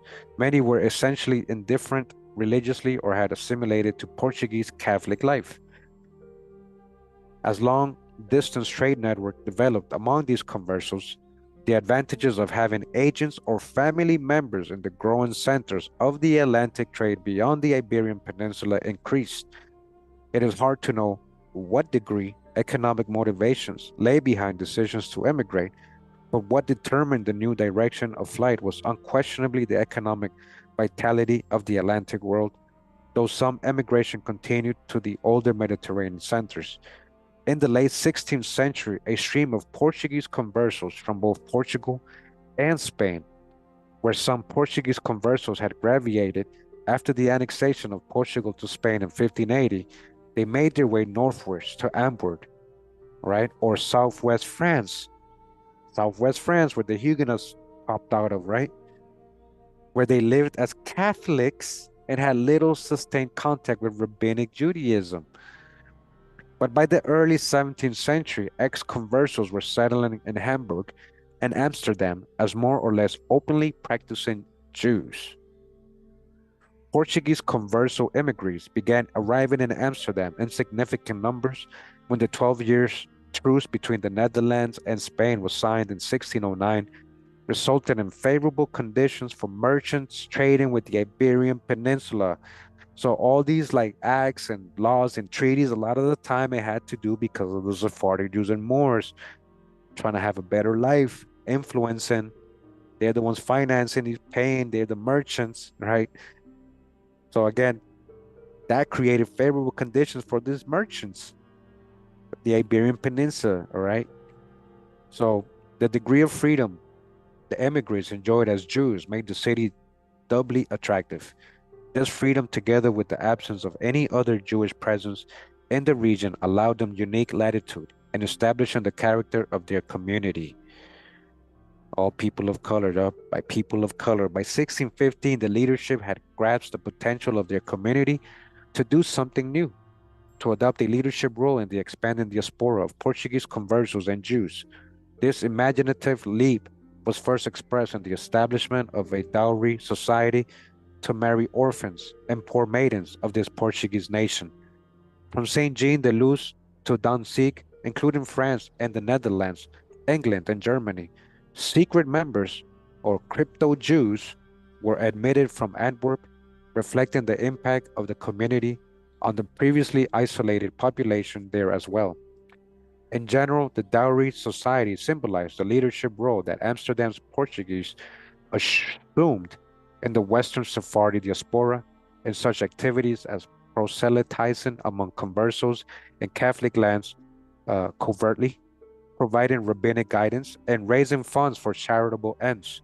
The contours of this diaspora were continually changing as trade networks shifted and people moved, but the Amsterdam community remained a rather fixed point in the Western Sephardi diaspora. Portuguese new Christian entry into Atlantic states north of the Pyrenees, where Jews had not resided for centuries, was eased by their thorough conditioning to being Catholic. In France, they were able to maintain a facade of Catholic conformity for several generations. Even where ex-conversos could live openly as Jews, their acculturation was facilitated by the fact that through their forced Catholicization in the Iberian Peninsula, they had been successfully Europeanized, all right? So becoming a Catholic was almost like becoming more Europeanized for these people, right? With this deep heritage, Sephardic Jewry, Muslim Moors. They spoke European languages, and members of their intellectual elite read Latin, dressed in European fashion, and were in close touch with the currents of European intellectual and political life. For many ex-conversos, Jewish loyalties, however powerful, were anchored not in rabbinic tradition, but in ethnicity and ancestry and hostility to the church.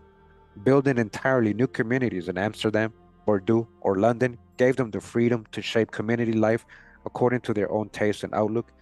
That is the that is, the new diaspora that emerged in the Atlantic states, did not reproduce the characteristics of traditional Jewish societies, regardless of its leaders' rhetoric of return and restoration.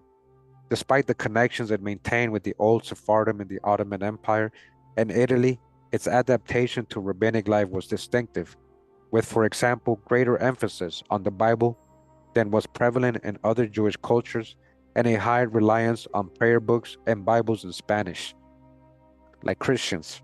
Moreover, in the literature and behavior of its non-rabbinic writers, Jewish pride was closely associated with Iberian notions of masculinity and nobility. More generally, the post-biblical traditionalism of the old Sephardi world never became foundational for the everyday outlook and theology of most Portuguese.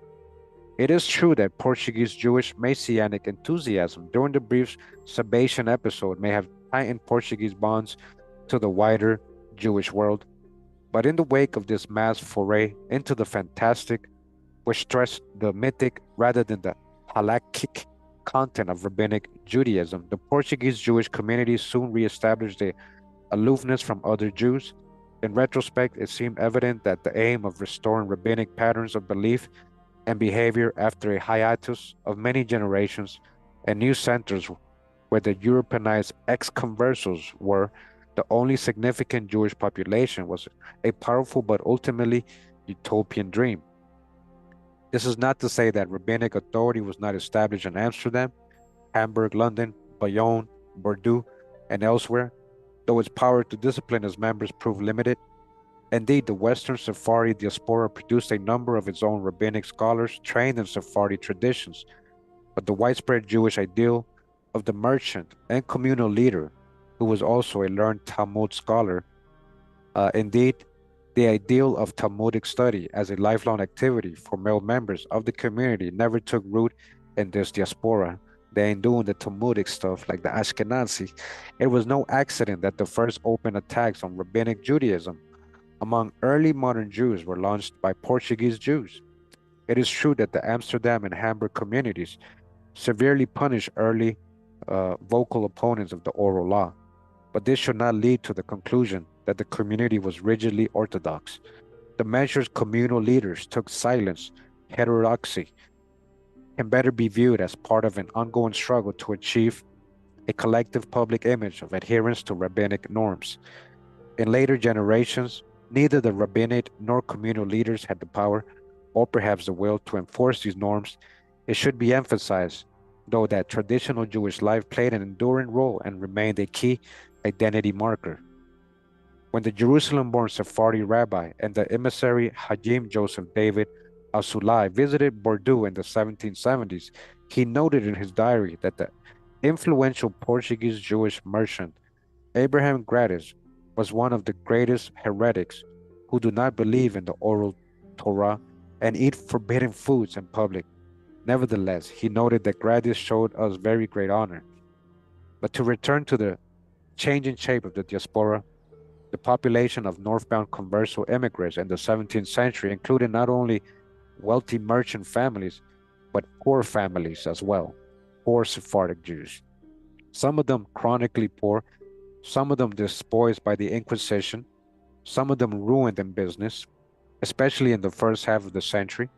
The poorer families tended to cluster in small towns in southwestern France, in Saint-Jean-de-Luz, and Pere-Horadi, and Biarritz, La Bastide, Clarence, and Bidaci, and Dax, as well as in Bordeaux and Bayonne.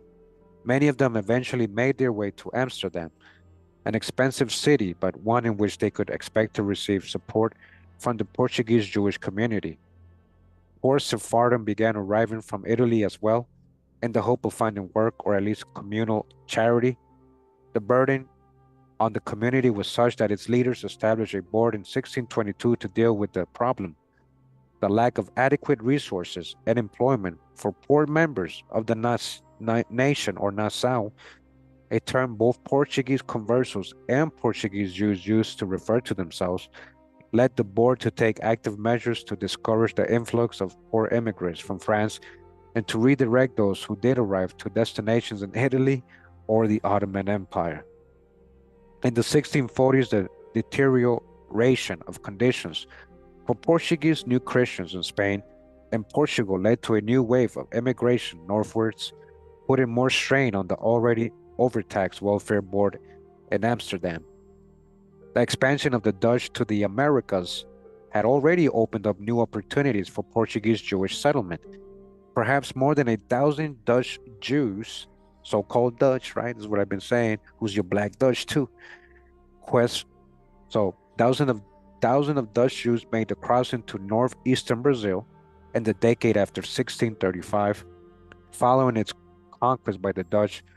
Among the early emigrants to Pernambuco were quite a few impoverished Jews, some of whom successfully petitioned the Dutch West Indies Company to pay their passage. Some of the emigrants prospered, especially long-distance merchants who traded in sugar and slaves, among other commodities. Others went into debt or deeper into debt.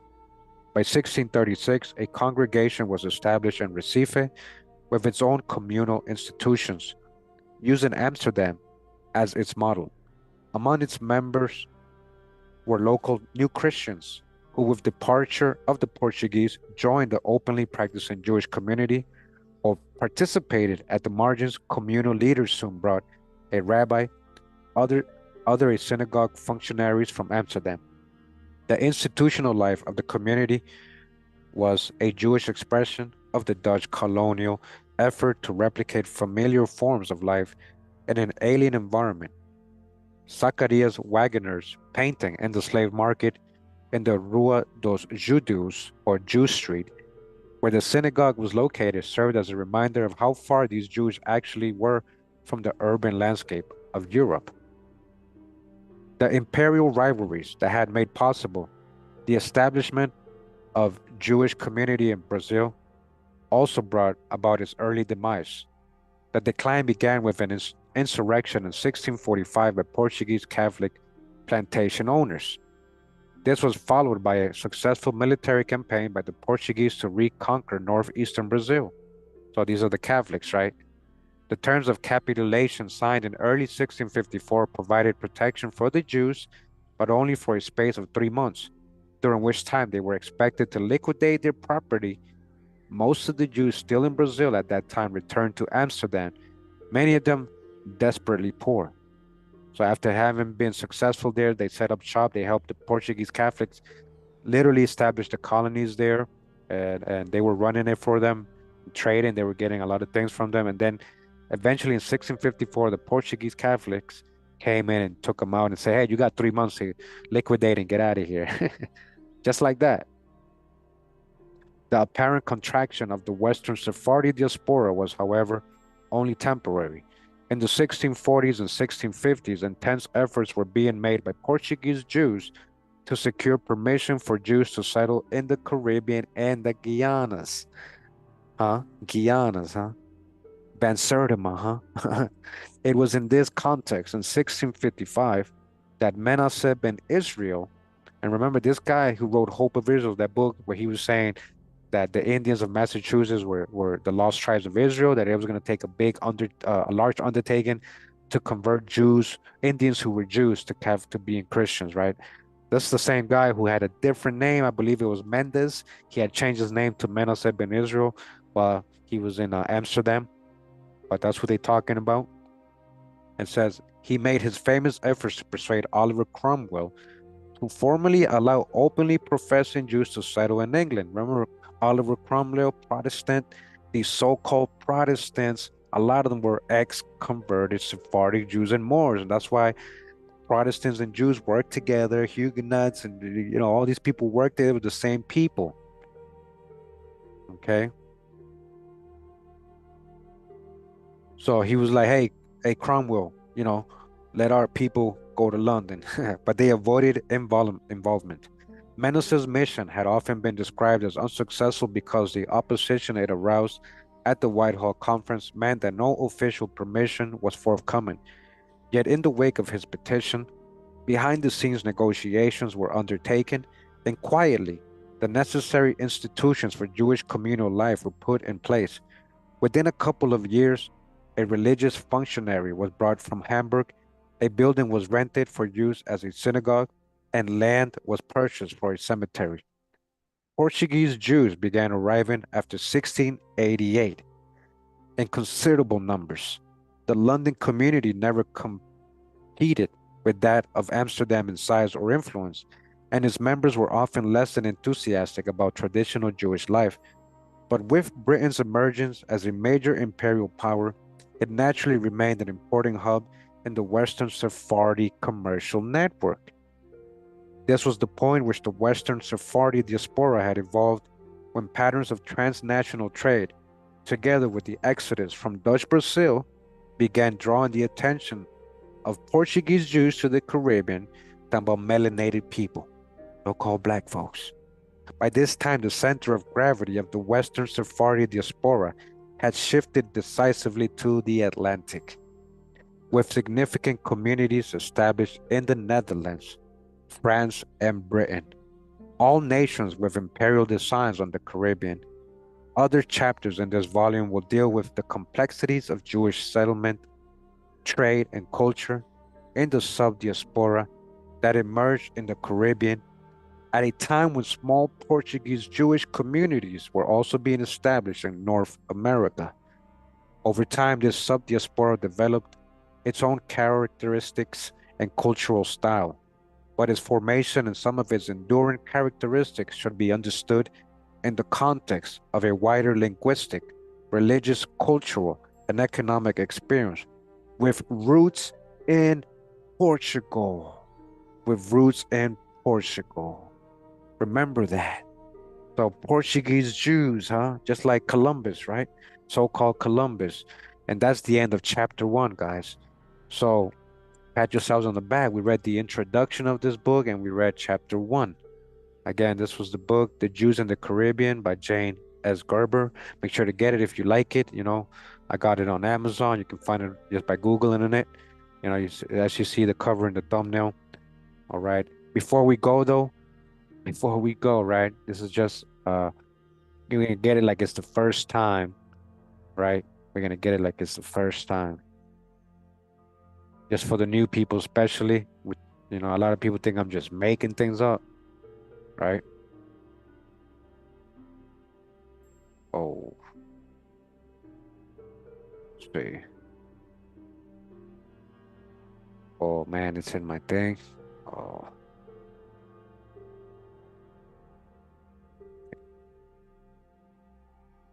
appreciate everybody is tuned in. Let's see what we got here.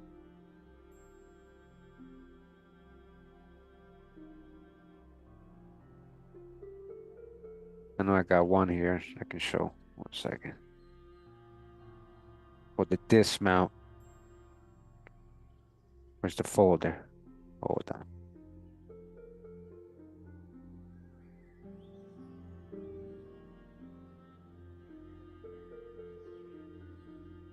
Ding, ding, ding, ding, ding.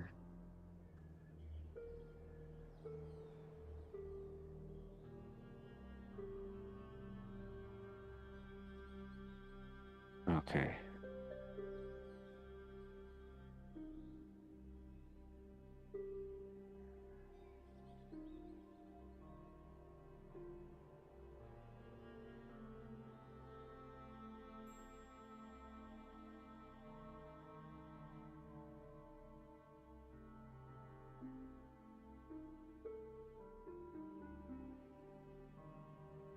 Hey, appreciate all you guys tuned in. Thank you, thank you. We live. We live. Hey, we read a lot though. We read a lot today. That's pretty good. Pretty good. Is this one of them? I think this might be. Okay, here we go. We got it. And it says here it's called the. Okay.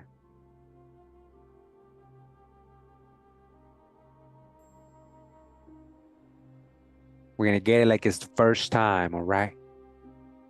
Like it's the first time. And it says here it's called the Jewish Blackness Theses Revisited. This is from Ron HaKohen from the Department of Literature, Tel Aviv University. This is from 2018. It says here the abstract.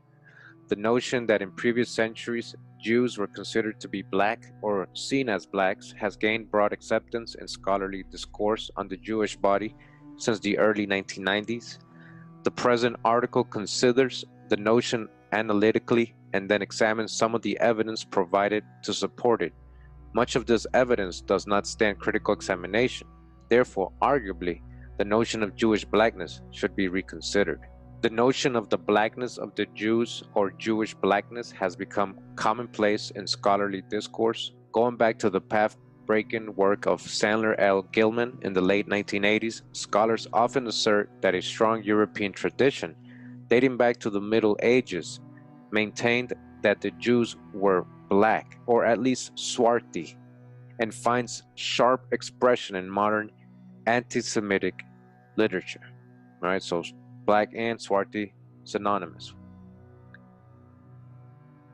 That in medieval literature, a theory prevailed in which the Jews were part of the black race, or were at least dark-skinned.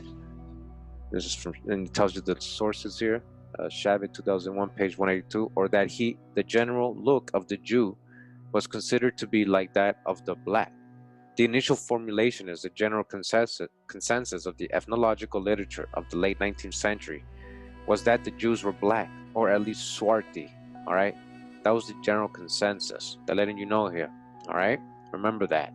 Jews, what Jews? As the essay continues, however, both the weaker term swarthy and the inverted commas or scare quotes are dropped, and the term used is the blackness of the Jew, and not in a metaphoric sense. The Jews were quite literally seen as black. I'm going to read from this book right here real quick, just to corroborate. It says, The Natural History of Man, comprising inquiries into the modifying influence of physical and moral agencies of the different tribes of the human family, by James Cowles Pritchard. All right, and this is volume 1 all the way 1855, and it's about page 131 of this book, and it says here, the Jews have assimilated. All right, we're talking about the Jews, and they're talking about the Jews of Portugal. It says here, the Jews have assimilated in physical characters to the nations among whom they have long resided, though still to be recognized by some minute peculiarities of physiognomy. In the northern countries of Europe, they are fair or sanctuous.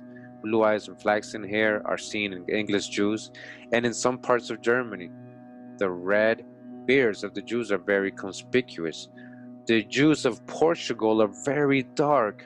The Jews of Portugal are very dark. Again, the Jews of Portugal are very dark. Right? All right, you guys hear that? So we just read all that in that book, right? This is what I'm trying to explain to you guys, okay? And if you're having some cognitive dissonance, because a lot of people still come at me for saying you're blackwashing, they don't want to associate Europeans with black folks, or anybody who might have seen as a conquistador or plantation owner as so-called black. They get all offended at me and saying that's ain't our people. This ain't our people. Like, come on, man. It's not even about that. It's just real history. Portuguese, the Jews of Portugal were very dark. That's what we've been talking about the whole time as we were reading today. We're going to be talking about the Spaniard and Sephardic Jews of Portugal, and how I'm going to, been letting you know, a lot of these became Huguenots. A lot of these ended up in Holland, the Netherlands, becoming known as Dutch and having influence in the West Indian Company and the trade around the world, the ships and everything, and pirates, merchants. Again, these same people we're talking about were very dark-skinned people, so-called Negroes. Now, further down in this book, I thought this was interesting, and it's talking about the Bedouins of the massacre of the Arabs, but the Arabs are not even, it says Shakespeare and the Jews. This is the 20th anniversary edition from James Shapiro. All right, scholarly source here, you can dig on it. All right, and we're about on page 171 of this book, and it says here, the accumulated experience of over 100 years of travel, trade, and conquest had convinced Europeans that some of the accepted stereotypes of Jewish racial otherness including the belief that the Jews were black, needed to be qualified when William Brereton jotted down his impressions of the Jews in the synagogue in Amsterdam in 1635. Amsterdam, again, that's in the Netherlands, Holland, all right, the Dutch, this is a Dutch synagogue, Dutch people, right? Amsterdam, 1635. He's going to let you know that he noted that the Jewish men are most black. They're most black, the Jews. Who was the Jews? Again, who was the Jews that were in Amsterdam? Most of those Jews, all right, had fled from Spain and Portugal. Sephardic Jews who were what? Most black. Remember, the Portuguese were very dark. We already read that. All right, you see the corroboration. And insatiably given unto women, drawing here on contemporary prejudices linking blackness and licentiousness. All right, so then he was talking a little bad about them and says, and when the Scottish minister Robert Kirk toured London in January 1690, he also paid a visit to the synagogue there. Now, this is a whole other different country. Right now, he's in England, now a whole different person, letting you know what he saw when he went in the synagogue, the Jewish synagogue in London, all right, in 1690. He observed over 200 Jews worshiping, 200, all right, 200 people, 200 Jews. He noted in his journal that they were all very black men. Again, Jews worshiping in a synagogue in London. They were what? All very black men. All very black men. Sephardic Jews. Who was in London as a Jew? A lot of these, again, were Sephardic, Moorish Jews from Portugal and Spain. A lot of these were Huguenots, so-called Huguenots, that were actually being able to practice their original religion, which was Jewish, right? Their Jewish religion, Sephardic.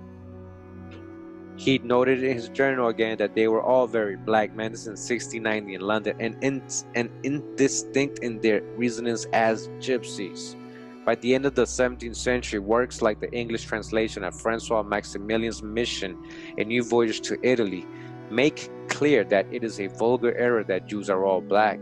This misunderstanding is only true for the Portuguese Jews. Again, only the Portuguese Jews are black. So when we already got that, this is just another source corroborating that source.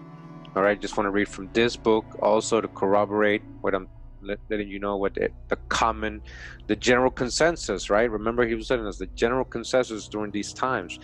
All right, this book is called A System of Geography, or a descriptive, historical, and philosophical view of the several quarters of the world and of the various empires, kingdoms, and republics which they contain, particularly detailing those alterations which have been introduced at the recent revolutions.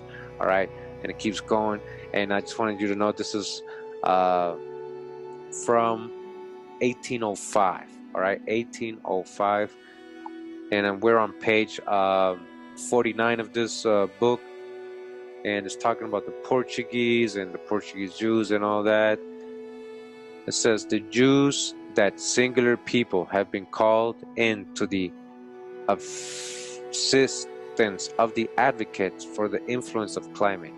They are known never to intermarry with any but those of their own sect, and notwithstanding this, it is argued we find them in different parts of the world, of all colors. Jews, what? Jews of all colors. They come in every color.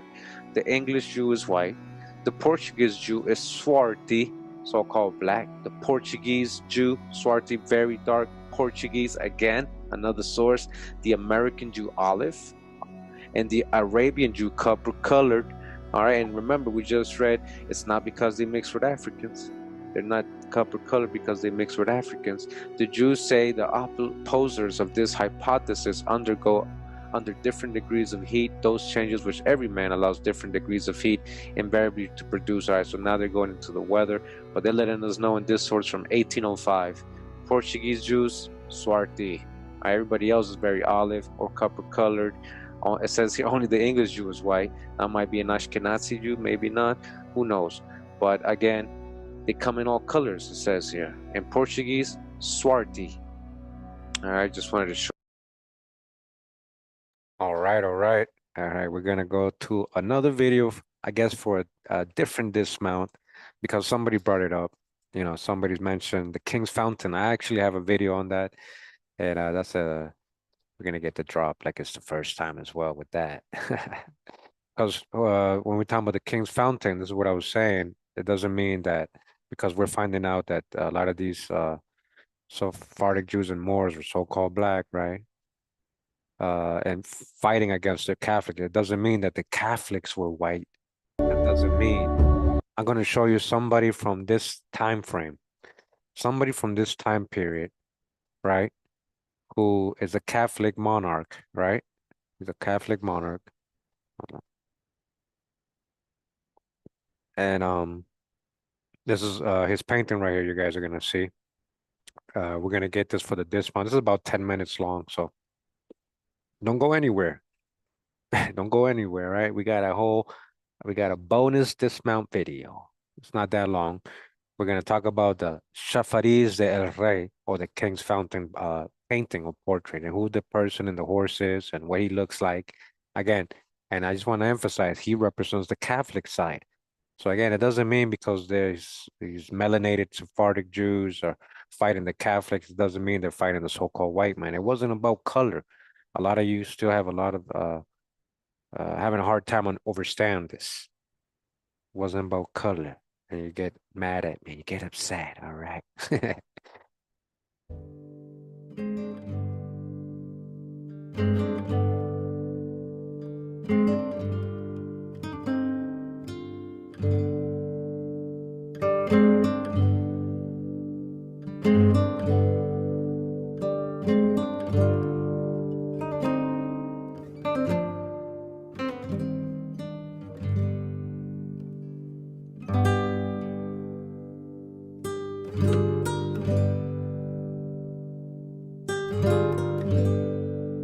Again, all this is happening. This is the same period Sephardic Jews are getting pushed out, you know?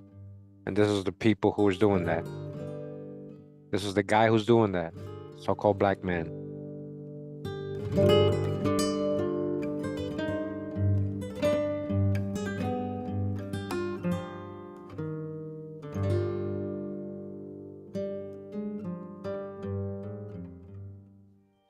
All right, so before we start, I actually wanted to show you what they're going to be talking about in this video, which is this painting of 1570, around 1570 to 1580 in Portugal, Lisbon, Portugal.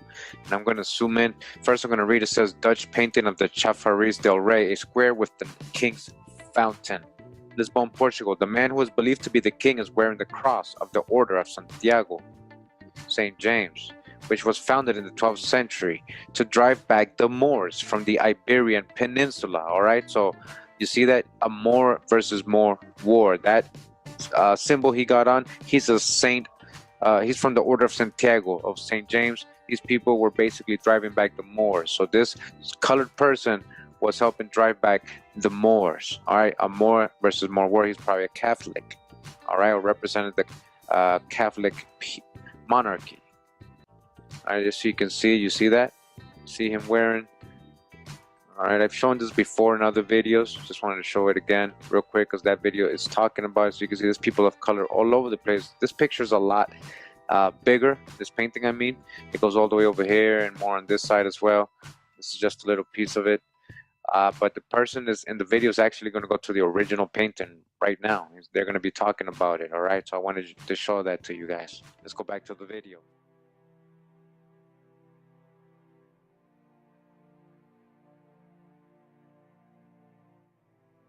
So we're here at a palace just outside of Lisbon to see the painting Seferis del Rey.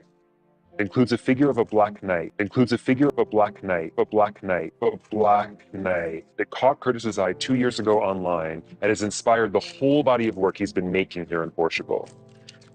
I just kept trying to zoom in on this pixelated image to see this knight, to be like, is he really a black knight? Is he really a black knight? A black knight? And then finding out that he is wearing the Santiago of the Red Cross, and my last name being Santiago, he is wearing the Santiago of the Red Cross, and my last name being Santiago, Santiago of the Red Cross, my last name being Santiago. All right, so this guy is literally, his last name is Santiago, just like the same order of that what he's wearing the night, that's King John. They're not gonna admit that, but they're not. But when you understand the history behind that painting, who's writing there, who they're depicting, who's the monarch at that time, that's King John of Portugal, a so-called black man who is part of the Order of Santiago, right? And this guy who's literally so interested in this painting, he must know his history because his last name is Santiago. So he must have tried to trace it back, you know, wherever he is. But he's letting the guy know that's my last name, just like the order.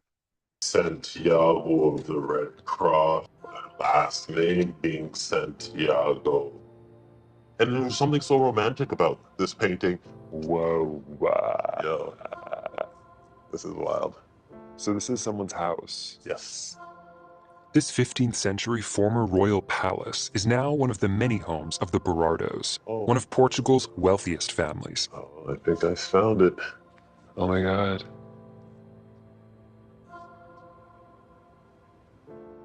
Wow. Wow. Wow, wow, wow, wow, wow. Much of what we know about the reign of the Moors was discovered in works of art, and although the artist of this painting is unknown, it tells us a lot about the Lisbon of its time. When you look at a painting online, you can only see so much. Oh, but the way that night is painted is so beautiful. He's so noble. He's so noble. He's so noble. Yeah. And his eye is on a completely different horizon. My understanding of the painting becomes dramatically different when I can actually see the interactions going on. When I look at like the people who are lower caste dressed, you see a mix of different nationalities. When you say I wouldn't say nationalities, but like cultures, yeah, yeah. when you say it's different from what you imagine, what does that mean? Hey, well, So different nationalities, different cultures, you're saying different diversity, basically. This is in 1500s Lisbon, Portugal, and it's showing that the Catholic, the Black Knights, the guy riding the horse, which is King Jao, is a so-called black man. So these are the same people driving out the so-called Moors. This is the same story. We're getting two sides of it, right? So on one side is the Sephardic Jews and the Moors. They're getting driven out. They're converting, becoming conversos. They're converting to Christianity to stay alive, just hide their cover. So it's not just Sephardic Jews, it's Moors too. What happened to the Moors? What happened to all the Moors that got kicked out too with the Sephardic Jews? A lot of them just blended in with the Sephardic Jews too, you know? But this is the other side of it, right? So then you got a so-called black man kicking out the Moors. Make it make sense, man. Make it make sense, man. there's more black people. Hey, well, there's more black people. There's more black people. There's more black people. There's more black people. There's more black people. First of all, because the image becomes some images you can't tell if it's shadow. Sure. Look at this character, and it's my sensitivity because I'm of African descent. You see this character being carried away by, what is it, security, which, right? It's not too different. I love how naive this painting is. It's closer to the images I'm making than I thought. Of these two men here, like in conversation, and again, I'm drawn to these moments of like mixed race interaction where there isn't a higher. This doesn't appear to be like a hierarchy. And see, these are things you can't tell until you see it. And now I can incorporate how the lace is made there, the hint of that. Oh, that face is gorgeous. They have weaponry, so they're of the order, possibly younger, but both men of color. They're both men of color. They're both men of color. I can stare at them forever. Huh.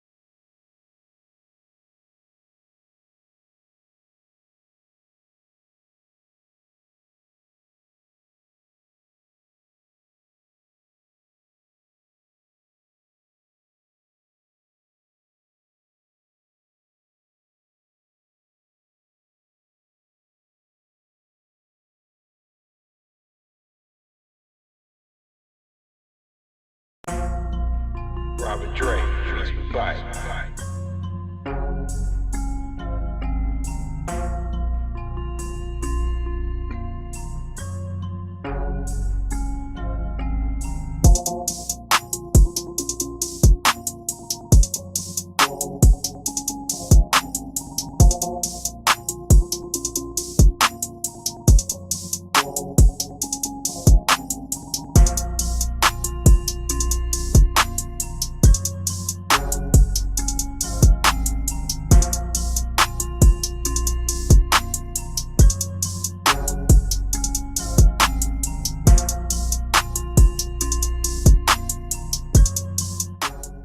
Wow, wow, yeah, appreciate it. I don't know if I was muted the whole time. Sorry if I was. And shout out to Robin Dre and everybody that donated. Thank you for being here with me on your Saturday and your Shabbat. Appreciate all the family all around the world. I got nothing but love for you guys. Thank you for making it possible for me to be able to do this. Buy these books, review them, read from them, and learn with you guys all these years. Appreciate you guys a lot. That's pura vida, man. That's pura vida, man. Thank you for that. Pura vida. You guys are pura vida. You're pure life. Pura vida. Appreciate you. Yeah, I was muted the whole time talking. That's why. My fault. My fault. Yeah. I appreciate you guys. Thank you for tuning in. You know, reading this, I just want to say, you know, that's both sides of the story right there. Black on black crime. But shout out to 432 The Drop Radio. He says more and more wool. It wasn't about color, yo. Just wanted you to know the importance of these so-called black folks to history and the colonization of the Americas, you know. And as I was saying, appreciate all you guys, all the love you've shown all these years, making it possible for me to be able to do this. Appreciate all of y'all. Thank you. That's pura vida. You guys are pura vida.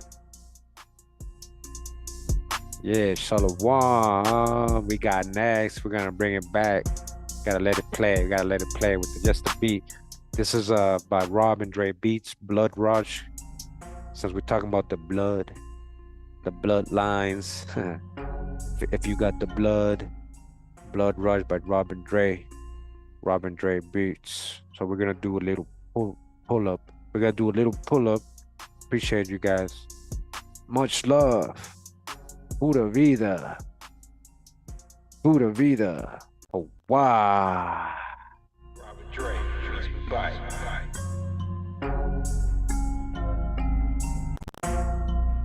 Robert Dre, bye.